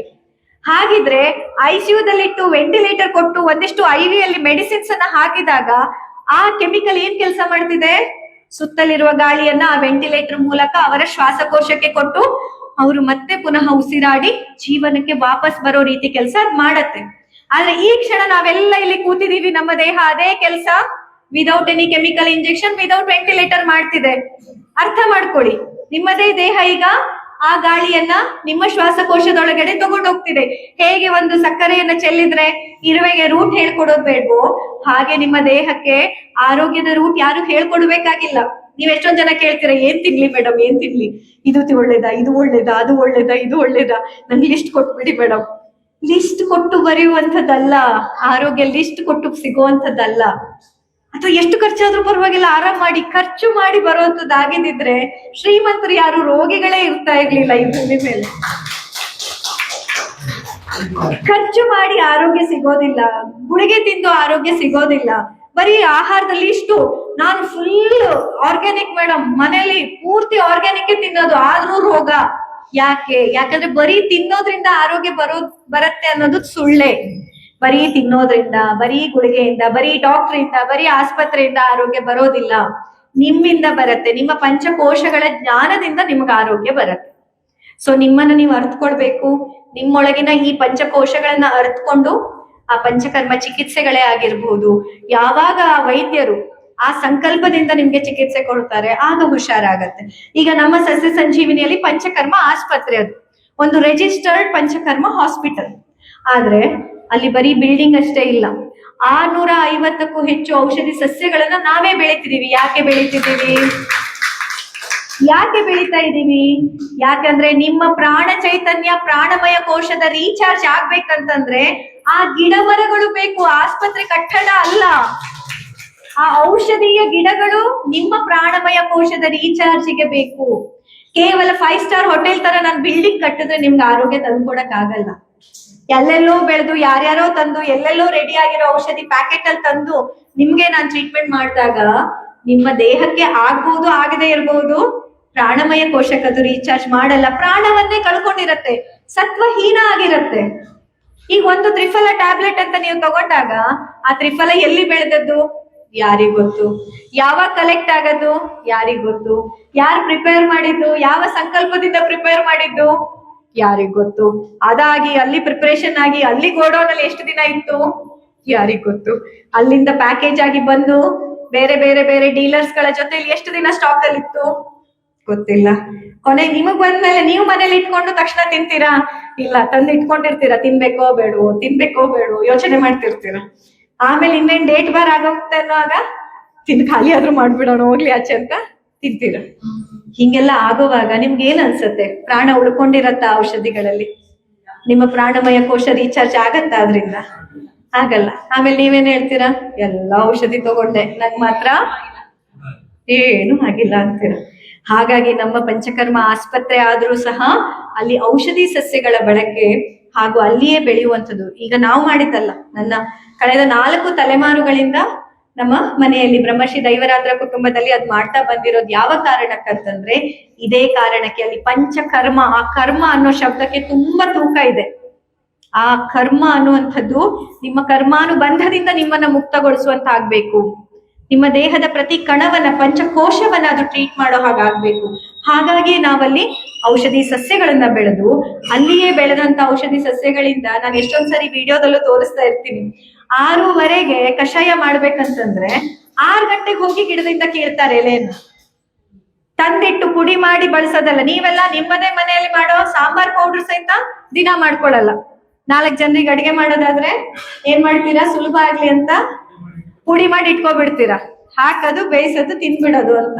ಅಂಥದ್ರಲ್ಲಿ ನಮ್ಮ ಆಸ್ಪತ್ರೆಯಲ್ಲಿ 10 ಇರ್ಲಿ, 20 ಇರ್ಲಿ, 30 ಜನ ಇರ್ಲಿ ಪೇಷಂಟ್ಸ್ ಇದ್ರೆ ಅವರಿಗೆ ನೀಡುವಂತ ಔಷಧಿಯನ್ನ ತಕ್ಷಣದಲ್ಲಿ ಗಿಡದಿಂದ ಕಿತ್ತು ಅವರಿಗೆ ನೀಡುವಂಥದ್ದು. ಲೇಪ 11 ಗಂಟೆಗೆ ಲೇಪ ಚಿಕಿತ್ಸೆ ಇದೆ ಅಂತಂದ್ರೆ ಥೆರಪಿಸ್ಟ್ಗಳು ಗಾರ್ಡನ್ಗೆ ಹೋಗಿ ಆ ಲೇಪದ ಸೊಪ್ಪುಗಳನ್ನ ಕೊಯ್ಯೋದು 10 ಗಂಟೆಗೆ. ಅಂದ್ರೆ ಆ ಪ್ರಾಣ ಚೈತನ್ಯ. ನೀವು ನೋಡಿರ್ತೀರ, ಈಗ ಹಣ್ಣನ್ನ ಫ್ರಿಜ್ ಅಲ್ಲಿ ಇಟ್ಟು ತಿನ್ನೋದಕ್ಕೂ ಒಂದು ನಿಮ್ದೇ ತೋಟದಲ್ಲಾದ ಹಣ್ಣು, ಸೀಬೆ ಹಣ್ಣು ಹೀಗೆ ಕಿತ್ತು ಕಟ್ ಮಾಡಿ ತಿಂದಾಗ ಏನ್ ಅನ್ಸುತ್ತೆ? ಆ ಸುಖ ವರ್ಣಿಸ್ಲಿಕ್ಕೆ ಸಾಧ್ಯ ಇದೆಯಾ? ಆ ಸುಖಕ್ಕೆ ಬೆಲೆ ಕಟ್ಲಿಕ್ಕೆ ಸಾಧ್ಯ ಇದೆಯಾ? ಯಾಕೆ ಅಂತ ಯೋಚನೆ ಮಾಡಿದೀರಾ? ಅದರಲ್ಲಿರುವಂತಹ ಪ್ರಾಣ ಚೈತನ್ಯ ಎಷ್ಟು ಫ್ರೆಶ್ ಆಗಿರತ್ತೆ, ಅಷ್ಟು ಜಾಸ್ತಿ ಪ್ರಾಣ ಚೈತನ್ಯ ಅದರಲ್ಲಿರತ್ತೆ. ಆ ಕಾರಣಕ್ಕಾಗಿ ನಾವು ಔಷಧಿ ಸಸ್ಯಗಳನ್ನ ನಾವೇ ಬೆಳೆದು ಅಲ್ಲಿಯೇ ಸಾಧ್ಯವಾದಷ್ಟು ಮಟ್ಟಿಗೆ ಫ್ರೆಶ್ ಆಗಿ ಔಷಧಿಯನ್ನ ಸಿದ್ಧಪಡಿಸಿ ನಿಮ್ಗೆ ಕೊಡ್ತಾ ಇರೋದು. ಯಾವ ಕಾರಣಕ್ಕೆ? ಪ್ರಾಣ ಚೈತನ್ಯ, ನಿಮ್ಮ ಪ್ರಾಣಮಯ ಕೋಶ ರೀಚಾರ್ಜ್ ಆಗ್ಬೇಕು. ಆಗ ಹೇಳಿದ್ನಲ್ಲ, ದೇಹ ಸರಿ ಆಗ್ಬೇಕಂದ್ರೆ ಅದರ ಮುಂದಿನ ಕೋಶ ಯಾವುದು? ಪ್ರಾಣ ಚೈತನ್ಯ ಸರಿ ಆಗ್ಬೇಕು ಅನ್ನೋ ಕಾರಣಕ್ಕೆ. ಅಷ್ಟೇ ಅಲ್ಲ, ನಮ್ಮ ಪಂಚಕರ್ಮ ಆಸ್ಪತ್ರೆ ಔಷಧಿ ಅಲ್ಲಿಗೆ ಮುಗ್ದಿಲ್ಲ. 120ಕ್ಕೂ ಹೆಚ್ಚು ಗೋಮಾತೆಯರಿದ್ದಾರೆ ನಮ್ಮ ಗೋಶಾಲೆಯಲ್ಲಿ. ಪಂಚಕರ್ಮ ಆಸ್ಪತ್ರೆಯ ಕ್ಯಾಂಪಸ್ ಅಲ್ಲಿ 120ಕ್ಕೂ ಹೆಚ್ಚಿನ ದೇಸಿ ಹಸುಗಳಿದ್ದಾವೆ. ಯಾಕೆ? ನಾನು ಹೇಳ್ಕೊತೀನಿ, ನೀವೆಲ್ಲ ಚಪ್ಪಾಳೆ ತಟ್ಲಿ ಅಂತ ಕಟ್ಟಿರೋದು ಅಂತ ಅನ್ಕೊಂಡ್ರ? ಯಾಕೆ ಕಟ್ಕೊಂಡಿರೋದು? ಯಾಕೆ 120 ಹಸುಗಳನ್ನ ಇಟ್ಕೊಂಡಿರೋದು? ಇವತ್ತಿನ ಕಾಲಮಾನದಲ್ಲಿ ಒಂದೊಂದು ಮನೇಲಿ ಹಸು ಇಟ್ಕೊಳ್ಳೋಕ್ಕೂ ಕಷ್ಟ ಅಂತ ಇರುವಾಗ ಎಷ್ಟೊಂದ್ ಜನ ಬಹುಶಃ ಯಾರ್ಯಾರು ಬಾಲ್ಯದಲ್ಲಿ ಹಸು ಕಟ್ಟಿದ್ರಿ? ಬಾಲ್ಯದಲ್ಲಿ ನಿಮ್ಮ ಬಾಲ್ಯದಲ್ಲಿ ಹಸು ಮನೆಯಲ್ಲಿ ಯಾರ್ಯಾರ ಮನೇಲಿ ಇತ್ತು? ಆಲ್ಮೋಸ್ಟ್ ಎಲ್ಲರ ಮನೇಲಿ ಇತ್ತು. ಕಾಲಕ್ರಮೇಣ ಅದನ್ನ ಬಿಟ್ಟಿದ್ಯಾಕೆ? ಈಗಿದ್ಯಾ? ಈಗ ಯಾರ್ಯಾರ ಮನೇಲಿ ಹಸು ಇದೆ? ಈಗ್ಲೂ ಇರ್ಬೋದು. Very good. ಪುಟಾಣಿ, ಹಸು ಕಟ್ಟಿದ್ಯೇನಪ್ಪ? ಕೈ ಎತ್ಕೊಂಡಿದೆ ಆಗ್ಲಿ, ನೀನ್ ಕೈ ಎತ್ತಿರೋದ್ರಿಂದ ಅಸ್ತು ದೇವತೆಗಳು ಅಸ್ತು ಹೇಳಿ ನೀನು 100 ಹಸುಗಳನ್ನ ಕಟ್ಟೋ ಹಾಗಾಗ್ಲಿ ಮುಂದೆ ಅಲ್ವಾ? ಸೊ ಯಾಕೆ ಆ ಹಸುಗಳನ್ನ ನೋಡಿ, ಆಲ್ಮೋಸ್ಟ್ ಎಲ್ಲರ ಮನೇಲಿ ಹಸುಗಳಿದ್ವು ಬಾಲ್ಯದಲ್ಲಿ, ಇವಾಗಿಲ್ಲ. ಯಾಕಿಲ್ಲ? ಕಾಲಕ್ರಮೇಣದಲ್ಲಿ ಅವುಗಳನ್ನ ಸಾಕೋದು, ಮೇಂಟೆನೆನ್ಸ್ ಅದೆಲ್ಲ ಕಷ್ಟ ಆಗ್ತಾ ಬಂತು. ಜಾಗ ಇಲ್ಲ, ಹಣಕಾಸಿನ ಆರ್ಥಿಕತೆಯ ಕಷ್ಟ ಆಯ್ತು. ಮತ್ತೆ ಈಸಿಯಾಗಿ ಹಾಲು ಸಿಗತ್ತೆ. ಈ 1 ಲೀಟರ್ ನಿಮ್ಮನೆ ಬೇಕಾಗೋ 1/4 ಲೀಟರ್ ಹಾಲಿಗಾಗಿ ಆ ಇಡೀ ಹಸುವನ್ನ ನೋಡೋದು, ಅದರ ಮೇಂಟೈನ್ ಮಾಡೋದು ಯಾವ ಲೆಕ್ಕದಲ್ಲೂ ನಿಮ್ಗೆ ಅದು ವರ್ಕೌಟ್ ಆಗಲ್ಲ ಅಂತ ಅನ್ನಿಸ್ತು ಅಲ್ವಾ? ಆ ಕಾರಣಕ್ಕಾಗಿ ನಾವು ಅದನ್ನ ಬಿಡ್ತಾ ಬಂದ್ವಿ. ಆದ್ರೆ ನಾವಿಲ್ಲಿ ಪಂಚಕರ್ಮ ಆಸ್ಪತ್ರೆಯಲ್ಲಿ 120ಕ್ಕೂ ಹೆಚ್ಚು ದೇಸಿ ಹಸುಗಳು, ಅದರಲ್ಲಿ 40ಕ್ಕೂ ಹೆಚ್ಚು ಇರೋದು ಹೋರಿಗಳೇ. ಅದು ವಿಶೇಷ. ನೀವೆಲ್ಲ ಗೋಶಾಲೆಗೆ ಹೋಗಿ ಬನ್ನಿ ಒಮ್ಮೆ, ನಿಮ್ಮ ಸುತ್ತಮುತ್ತಲಿರೋದು ಬೇರೆ ಟೂರಿಸ್ಟ್ ಪ್ಲೇಸ್ ಅಲ್ಲಿ ಹೋಗಿ ನೋಡಿ, ಎಲ್ಲಾ ಹಾಲು ಕೊಡೋ ಹಸುಗಳಿರತ್ತೆ. ಗಂಡು ಹೋರಿಗಳು 1, 2, 3, ಹೆಚ್ಚು ಅಂದ್ರೆ 1 5-6 ಇದ್ರೆ ಹೆಚ್ಚು. ಎಲ್ಲರೂ ಅದನ್ನ ಬೀಜಕ್ಕಾಗಿ 1-2 ಇಟ್ಟು ಉಳಿದ ಎಲ್ಲ ಹೆಣ್ಣು ಕರುಗಳನ್ನ, ಹೆಣ್ಣು ಹಸುಗಳನ್ನ ಮಾತ್ರ ಸಾಕಿರ್ತಾರೆ. ಗಂಡು ಹಸು ಇಟ್ಕೊಳ್ಳೋದಿಲ್ಲ, ಕೊಟ್ಟು ಬಿಡ್ತಾರೆ ರೈತರಿಗೆ, ಇನ್ನೊಬ್ರಿಗೆ, ಮತ್ತೊಬ್ರಿಗೆ ಅಂತ. ಆದ್ರೆ ಎಲ್ಲವೂ ಕೂಡ ಇಂಡೈರೆಕ್ಟ್ಲಿ ಹೋಗೋದು ಕಸಾಯಿ ಖಾನೆಗೆ, ಅದು ಬೇರೆ ಮಾತು ಆಯ್ತಾ? ನಮ್ಮಿಂದನೂ ಮೊದ್ಲೆಲ್ಲ ಕೆಲವು ರೈತರು ತಗೊಂಡು ಹೋಗ್ತಿದ್ರು, ಗದ್ದೆ ಉಳಕ್ಕೆ ಬೇಕು ಇನ್ನೊಂದಕ್ಕೆ ಅಂತ. ನಾವು ಖುಷಿಯಿಂದ ಕೊಡ್ತಿದ್ವಿ, ಪಾಪ ಅವ್ರಿಗೆ ಅನುಕೂಲ ಆಗ್ಲಿ ಅಂತ. ಆದ್ರೆ 1-2 ತಿಂಗಳ ಬಿಟ್ಟು ಹೋದ್ರೆ ಅವ್ರ ಮನೇಲಿ ಆ ಹೋರಿ ಇರ್ತಿರ್ಲಿಲ್ಲ. ಕೇಳಿದ್ರೆ ಬಿಟ್ಟು ಹೋಗಿದ್ದು ಬಂದೇ ಇಲ್ಲ ಅನ್ನೋರು, ಅಥವಾ ಇನ್ನೊಬ್ರಿಗೆ ಮಾರಾಟ ಮಾಡಿದೆ ಅನ್ನೋರು, ರೋಗ ಬಂದ್ ಸತ್ತೋಯ್ತು ಅನ್ನೋರು. ಹೀಗೆ ಕಾರಣಾಂತರಗಳಿಂದ ನಮಗ್ ಅರ್ಥ ಆಯ್ತು, ಯಾರೇ ಸಾಕ್ತೀನಿ ಅಂತ ಕೊಟ್ರು ಗಂಡು ಕರ ನೀವು ಕೊಟ್ರಿ ಅಂತಂದ್ರೆ ಅದು ಡೈರೆಕ್ಟ್ಲಿ ಆರ್ ಇಂಡೈರೆಕ್ಟ್ಲಿ ಸೀದಾ ಎಲ್ಲಿ ಹೋಗತ್ತೆ? ಕಸಾಯಿ ಖಾನೆಗೆ ಹೋಗತ್ತೆ ಅಂತ. ಹಾಗಾಗಿ ಅಲ್ಲಿಂದನೇ ಸಂಕಲ್ಪ ಮಾಡ್ಕೊಂಡ್ವಿ, ನಮ್ಮಲ್ಲಿ ಹೆಣ್ಣು ಕರುಗಳೇ ಹುಟ್ಲಿ, ಗಂಡು ಕರುಗಳೇ ಹುಟ್ಲಿ, ಯಾವ್ದನ್ನು ನಾವ್ ಯಾರಿಗೂ ಕೊಡೋದಿಲ್ಲ, ಇಲ್ಲೇ ಸಾಕ್ತಿವಿ. ಅವಿದ್ರು ಇಲ್ಲೇ ಇರ್ಬೇಕು, ತೀರಿದ್ರು ಇಲ್ಲೇ ನಮ್ಮ ಜೊತೆಯಲ್ಲೇ ಇರ್ಬೇಕು, ನಮ್ಮಲ್ಲಿಯೇ ಇರ್ಬೇಕು ಕೊನೆಯ ದಿನದ ತನಕ ಅನ್ನುವಂತ ಸಂಕಲ್ಪ ಇಟ್ಕೊಂಡು ನಾವು ಯಾರಿಗೂ ಕೊಡಕ್ ಹೋಗಿಲ್ಲ. ಹಾಗಾಗಿ ಗಂಡು ಹುಟ್ಟಿದಾಗ ಗಂಡು ಹೆಚ್ಚಾಗ್ತಾ ಹೋಯ್ತು, ಹೆಣ್ಣು ಹುಟ್ಟಿದಾಗ ಹೆಣ್ಣು ಬೆಳೀತಾ ಹೋಯ್ತು. ಸೊ ಗೋಶಾಲೆಯಲ್ಲಿ 40ಕ್ಕಿಂತ ಹೆಚ್ಚು ಹೋರಿಗಳೇ ತುಂಬಿಕೊಂಡು, ಆದ್ರೂ ನಾವದನ್ನ ನಡೆಸ್ಕೊಂಡು ಹೋಗ್ತಿರೋದು ಯಾಕೆ? ಯಾಕಂದ್ರೆ ಹಸುಗಳಲ್ಲಿನ ಆರ ಅನ್ನೋದು ಕೇಳಿದ್ದೀರಾ? ಪ್ರಭೆ. ದೇವರ ಫೋಟೋ ಎಲ್ಲ ನೀವು ನೋಡಿದಾಗ ಅಲ್ಲಿ ಹಿಂದೆ ಒಂದು ಚಕ್ರ ತರ ಪ್ರಭಾವಳಿ ಅಂತ, ಅಲ್ಲಿ ನೋಡಿ ಗಣಪತಿಯ ಫೋಟೋದ ಹಿಂದೆ ಇರೋಂತ ಇದಕ್ಕೆ ಏನಂತಾರೆ? ಪ್ರಭಾವಳಿ ಅಂತ ಹೇಳ್ತೀವಿ. ಸೊ ಆ ಪ್ರಭೆ ಅಂದಾಗ, ಆರ ಅಂತ ಬಂದಾಗ ನಮಗೂ ನಿಮ್ಗೂ ಇರತ್ತೆ ಆರ. ಎಷ್ಟಿರತ್ತೆ? 1 ಇಂಚಿಗಿಂತ ಕಡಿಮೆ ಇರತ್ತೆ, ಇಷ್ಟಿಷ್ಟೇ ಚೂರು, ಹೌದೋ ಅಲ್ವೋ ಅಂತ. ಕೆಲವರಿಗೆ ಅದು ಇರಲ್ಲ, ನೆಗೆಟಿವ್ ಅಲ್ಲಿ ಇರತ್ತೆ, ಅದು ಬೇರೆ ಪ್ರಶ್ನೆ. ಇದ್ರೂ ಸಹ ನಾವೆಲ್ಲ ಇಲ್ಲಿ ಸಾತ್ವಿಕರೇ ಸೇರಿರೋದು. ನಮ್ಮೆಲ್ಲರ ಆರ ಎಷ್ಟಿರತ್ತೆ? 1 ಸೆಂಟಿಮೀಟರ್, 2 ಸೆಂಟಿಮೀಟರ್, ಹೆಚ್ಚಂದ್ರೆ ಕೆಲವು ಇಂಚುಗಳು ಅಷ್ಟೇ. ಆದ್ರೆ ಗೋಮಾತೆಯರು, ಹಸುಗಳ ಆರ ಎಷ್ಟಿರತ್ತೆ ಗೊತ್ತಾ? 20ರಿಂದ 30 ಮೀಟರ್. ಒಂದು ಸೀರೆ ಎಷ್ಟು ಮೀಟರ್ ಇರುತ್ತೆ? 6 ಮೀಟರ್ ಇರುತ್ತೆ. ಗೋಮಾತೆಯರ ಆರ ಎಷ್ಟು ಮೀಟರ್ ಇದೆ? 25ರಿಂದ 30 ಮೀಟರ್. 25ರಿಂದ 30 ಮೀಟರ್ಗಳು. ಅಷ್ಟು ದೊಡ್ಡದಾದ ಪರಿಧಿಗೆ ಅವರ ಆರ ಇರತ್ತೆ. ಸೊ ನಾವೆಲ್ಲ ಅವರು ತಪಸ್ ಮಾಡಿ ಜ್ಞಾನವನ್ನ ಪಡ್ಕೊಂಡು ದೇವರ ದರ್ಶನ ಪಡೆದು ದೇವರ ಆರ ಪಡ್ಕೊಳ್ಳೋದು ಯಾವಾಗ್ಲೂ ಗೊತ್ತಿಲ್ಲ. ಆದ್ರೆ ಆಸ್ಪತ್ರೆಯಲ್ಲಿ ಹಸುಗಳು, ಗೋಮಾತೆಯರನ್ನ ನಾವ್ ಇಟ್ಕೊಳ್ಳೋದ್ರಿಂದ ಏನಾಗತ್ತೆ? ಆ ಆಸ್ಪತ್ರೆ, ಗೋಶಾಲೆ ಇದ್ದ ಸುತ್ತಲಿನ ಕಿಲೋಮೀಟರ್ ಗಟ್ಟಲೆ ಜಾಗಕ್ಕೆ ಏನಾಗತ್ತೆ? ಅದರ ಪ್ರಭೆ ಸ್ಪ್ರೆಡ್ ಆಗತ್ತೆ. ಯಾವ ರೋಗಿ ನಮ್ಮ ಆಸ್ಪತ್ರೆಯಲ್ಲಿ ಚಿಕಿತ್ಸೆಗೆ ಅಂತ ಬಂದಿರ್ತಾರೆ, ಆ ಆರ ಅನ್ನೋ ಕ್ಲೆನ್ಸಿಂಗ್ ಆ ಪಂಚಕರ್ಮ ಆಸ್ಪತ್ರೆಯಲ್ಲಿ ಪಂಚಕರ್ಮ ಚಿಕಿತ್ಸೆಯ ಜೊತೆಯಲ್ಲಿ ಆಗತ್ತೆ, ಜಸ್ಟ್ ಬೈ ಸ್ಟೇಯಿಂಗ್ ದೇರ್ ಅಂತ. ನೀವೇನ್ ಮಾಡ್ಬೇಕಂತಿಲ್ಲ, ಹೋಗಿ ಗೋಮಾತೆಯನ್ನ ತೊಳಿಬೇಕಂತಿಲ್ಲ, ಹೋಗಿ ಅವ್ರ ಪಾದ ಪೂಜೆ ಮಾಡ್ಬೇಕಂತಿಲ್ಲ. ಮಾಡಿದ್ರೆ ಒಳ್ಳೇದು, ಅದು ಬೇರೆ ಪ್ರಶ್ನೆ. ಮಾಡದೆ ನಾನಿಲ್ಲಪ್ಪ, ನಾನ್ ಯಾಕೆ ಹಸು ಹತ್ರ ಹೋಗ್ಬೇಕು, ನಾನ್ ಯಾಕೆ ದನ ಕಾಯಕ್ ಬಂದಿದ್ದೀನಿ ಇಲ್ಲಿ, ನಾನ್ ಯಾಕೆ ದನದ ಹತ್ರ ಹೋಗ್ಬೇಕು ಅಂತ ನೀವು ನಿಮ್ಮದೇ ರೂಮ್ ಒಳಗ್ ಕೂತ್ರು ಕೂಡ ಅದೇ ಕ್ಯಾಂಪಸ್ ಅಲ್ಲಿ ಗೋಶಾಲೆ ಇರೋದ್ರಿಂದ ಗೋವುಗಳ ಆರ ನಿಮ್ಮನ್ನ ಕ್ಲೆನ್ಸ್ ಮಾಡುತ್ತೆ. ನಿಮ್ಮ ಮನೋಮಯ ಕೋಶವನ್ನ, ಜ್ಞಾನಮಯ ಕೋಶವನ್ನ ಅದು ಕ್ಲೀನ್ ಮಾಡುತ್ತೆ. ಆರ ಒಂದು ಪ್ರಭೆಗಂತೂ ಎಲ್ಲ 5 ಕೋಶಗಳನ್ನ ಸ್ಟ್ರೇಟ್ ಅವೇ ಕ್ಲೀನ್ ಮಾಡೋ ಶಕ್ತಿ ಇದೆ. ಹೇಳ್ತೀವಲ್ಲ, ಈಗ ನೀವು ನಂಬಿದಂತಹ ಗುರುಗಳು, ದೇವಸ್ಥಾನಗಳು, ಆ ಪೀಠಕ್ಕೆ ಹೋದಾಗ ನಿಮ್ಗ ಫೀಲ್ ಆಗತ್ತಲ್ವಾ? ಒಮ್ಮೆ ಹೋಗಿ ಅಲ್ಲಿ ದರ್ಶನ ಪಡೆದು ಬಂದ್ರೆ ಸಾಕು ಅನ್ಸತ್ತೆ ಇಲ್ವೋ? ಒಮ್ಮೆ ಹೋಗಿ ಅಲ್ಲಿ ದರ್ಶನ ಪಡೆದು ಬಂದ್ರೆ ಎಲ್ಲ ಒಂದ್ಸತಿ ಫುಲ್ ಶುದ್ಧ ಆದಾಗೆ ಅನ್ನಿಸ್ತು. ಪೂರ್ತಿಯಾಗಿ ನನ್ ಎಲ್ಲ ಮರ್ತು ಬಿಟ್ಟೆ, ಏನೋ ಸಿಕ್ತು ನನಗೆ ಅಂತ ಅನ್ಸತ್ತಾ ಇಲ್ವಾ? ಯಾಕೆ ಅನ್ಸತ್ತೆ? ಅಂತಹ ಶಕ್ತಿಶಾಲಿ ಪೀಠಗಳ ಜಾಗದಲ್ಲಿ ಇರುವ ಆ ಪ್ರಭೆ ಏನ್ ಮಾಡುತ್ತೆ? ನಿಮ್ಮನ್ನ ಕ್ಲೆನ್ಸ್ ಮಾಡುತ್ತೆ, ನಿಮ್ಮ ಪಂಚಕೋಶಗಳನ್ನ ಶುದ್ಧಗೊಳಿಸುತ್ತೆ. ಸೊ ಪಂಚಕರ್ಮ ಆಸ್ಪತ್ರೆ ಆದರೂ ಸಹ ನಾವು ಗೋಶಾಲೆ ಇಟ್ಟಿರೋದು ಯಾಕೆ? ಇಲ್ಲಿ ಹೇಳಿ ನಿಮ್ಮಲ್ಲ ಚಪ್ಪಾಳೆ ತಗೊಳಕಲ್ಲ. ಅಲ್ಲಿ ಬಂದಂತಹ ಪ್ರತಿಯೊಬ್ಬ ರೋಗಿಗೂ ಪಂಚಕರ್ಮ ಚಿಕಿತ್ಸೆ ಆಗುವಾಗ ಆ ಪಂಚಕೋಶಗಳು ಗೋಮಾತೆಯರ ಆಶೀರ್ವಾದದಿಂದ, ಕೇವಲ ಗೋವುಗಳ ಇರುವಿಕೆಯಿಂದ ಆ ಎಲ್ಲ ರೋಗಿಗಳ ಆರಾ ಕ್ಲೆನ್ಸ್ ಆಗ್ಬೇಕು. ಮನೆಯಲ್ಲಿ ಗೃಹ ಪ್ರವೇಶ ಮಾಡಿದಾಗ ಗೋವುಗಳನ್ನ ಒಳಗ್ ತರ್ತಾರೆ. ಫಸ್ಟ್ ಯಾಕೆ ತರ್ತಾರೆ? ಒಮ್ಮೆ ಗೋವು ಒಳಗ್ ಬಂದು ಹೋದ್ರೆ ಸಾಕು, ಅದು ಅಷ್ಟು ಪ್ರಭೆಯನ್ನ ಮನೆಯಲ್ಲಿ ತುಂಬತ್ತೆ, ಆ ಮನೆಯಲ್ಲಿ ಯಾವತ್ತೂ ಕಷ್ಟಗಳು ಬರೋದಿಲ್ಲ ಅಂತ.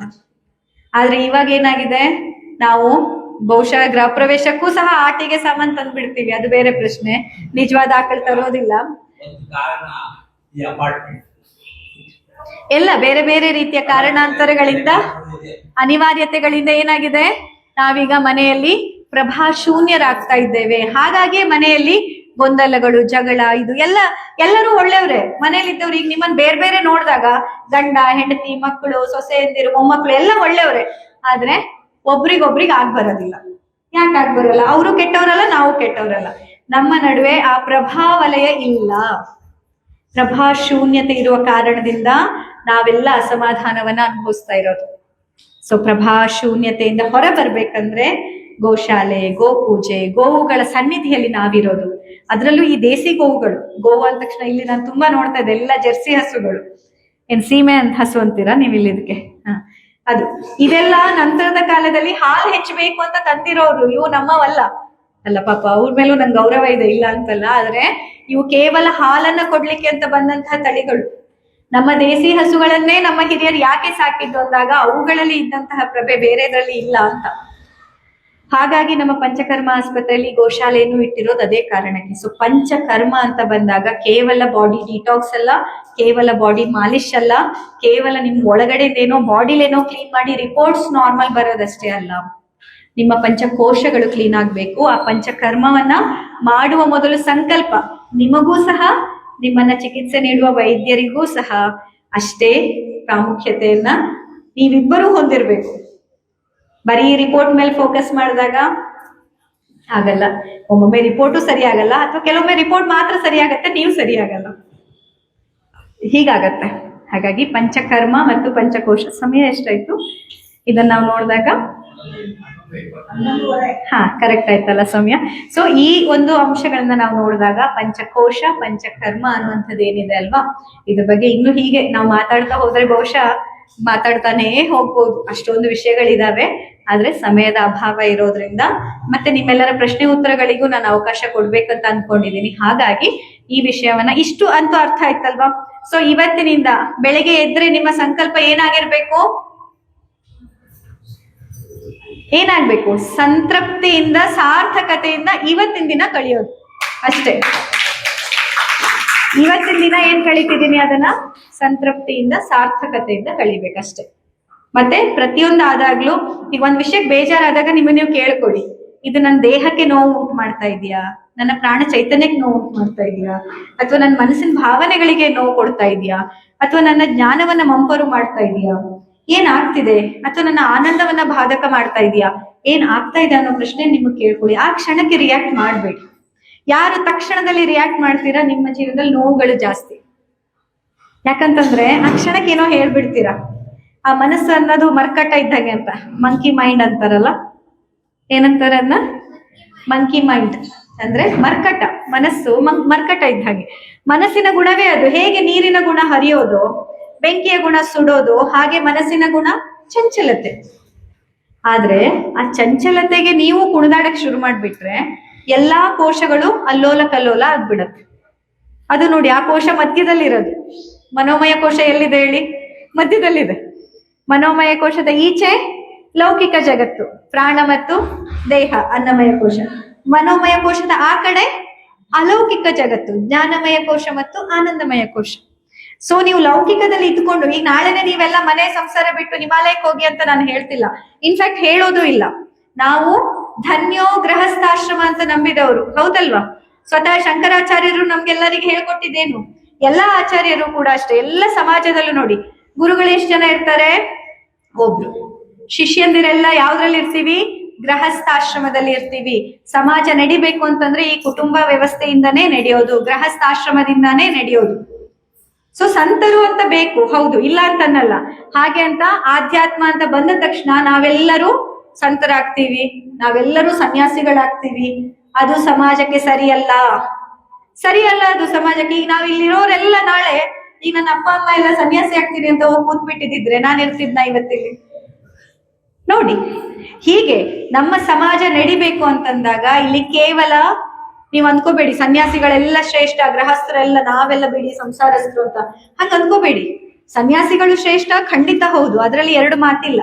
ಆದ್ರೆ ಸಂಸಾರಸ್ಥರು ಕೂಡ ನೀವೆಲ್ಲರೂ ಸೇರಿ ಸಮಾಜವನ್ನ ಮುನ್ನಡೆಸ್ತಾ ಇರೋರು. ನೀವು ನಿಮ್ಮ ಸಂಸಾರದ ಜವಾಬ್ದಾರಿಯನ್ನ ಸರಿಯಾದ ರೀತಿಯಲ್ಲಿ ನಿಭಾಯಿಸ್ಲಿಕ್ಕೆ ಬೇಕು. ಸಮಸ್ಯೆಗಳು ಬಂತು ಅಂತ ಸಂಸಾರದಿಂದ ವಿಮುಖರಾಗೋದು ಉತ್ತರ ಅಲ್ಲ. ಇತ್ತೀಚಿನ ದಿನ ನಾವು ನೋಡ್ತಿದೀವಿ, ಸಮಸ್ಯೆ ಬಂತು ಅಂದ್ಮೇಲೆ ನೀನ್ ನಂಗ್ ಬೇಡ, ನಾನ್ ನಿಂಗ್ ಬೇಡ, ಟಾಟಾ ಬೈ ಬೈ ಅಲ್ವಾ? ನಾವಿಲ್ಲಿ ತುಂಬಾ ತಮಾಷೆಯಲ್ಲಿ ಹೇಳ್ತಿದೀವಿ, ಆದ್ರೆ ತಮಾಷೆ ಅಲ್ಲ, ಪಾಪ ಅವರಿಗೆ ಅವರ ಜೀವನದ ಆ ಕಷ್ಟ ಬೇರೆನೆ ಇರತ್ತೆ, ಇಲ್ಲ ಅಂತ ಹೇಳ್ತಿಲ್ಲ. ಆದ್ರೆ ಅದು ಉತ್ತರ ಅಲ್ಲ, ಅದು ಪರಿಹಾರ ಅಲ್ಲ ಅಂತ ನಾನು ಹೇಳ್ತಾ ಇರೋದು. ಬಂದಂತ ಈ ನೀವೆಲ್ಲ ಅಮ್ಮ ಇಲ್ಲಿ ನೀವೆಲ್ಲ ಕೂತಿದ್ದೀರಾ, ನಿಮ್ ಜೀವನದಲ್ಲಿ ಕಷ್ಟ ಬಂದಿರ್ಲಿಲ್ವಾ? ನಿಮ್ಗ್ ಸಂಸಾರದಲ್ಲಿ ಕಷ್ಟ ಆಗಿರ್ಲಿಲ್ವಾ? ಅಯ್ಯೋ ಎಲ್ಲ ಬಿಟ್ಟು ಓಡೋಗ್ಬಿಡ್ಬೇಕಂತ ಅನ್ಸಿರ್ಲಿಲ್ವಾ ನಿಮ್ಗೆ?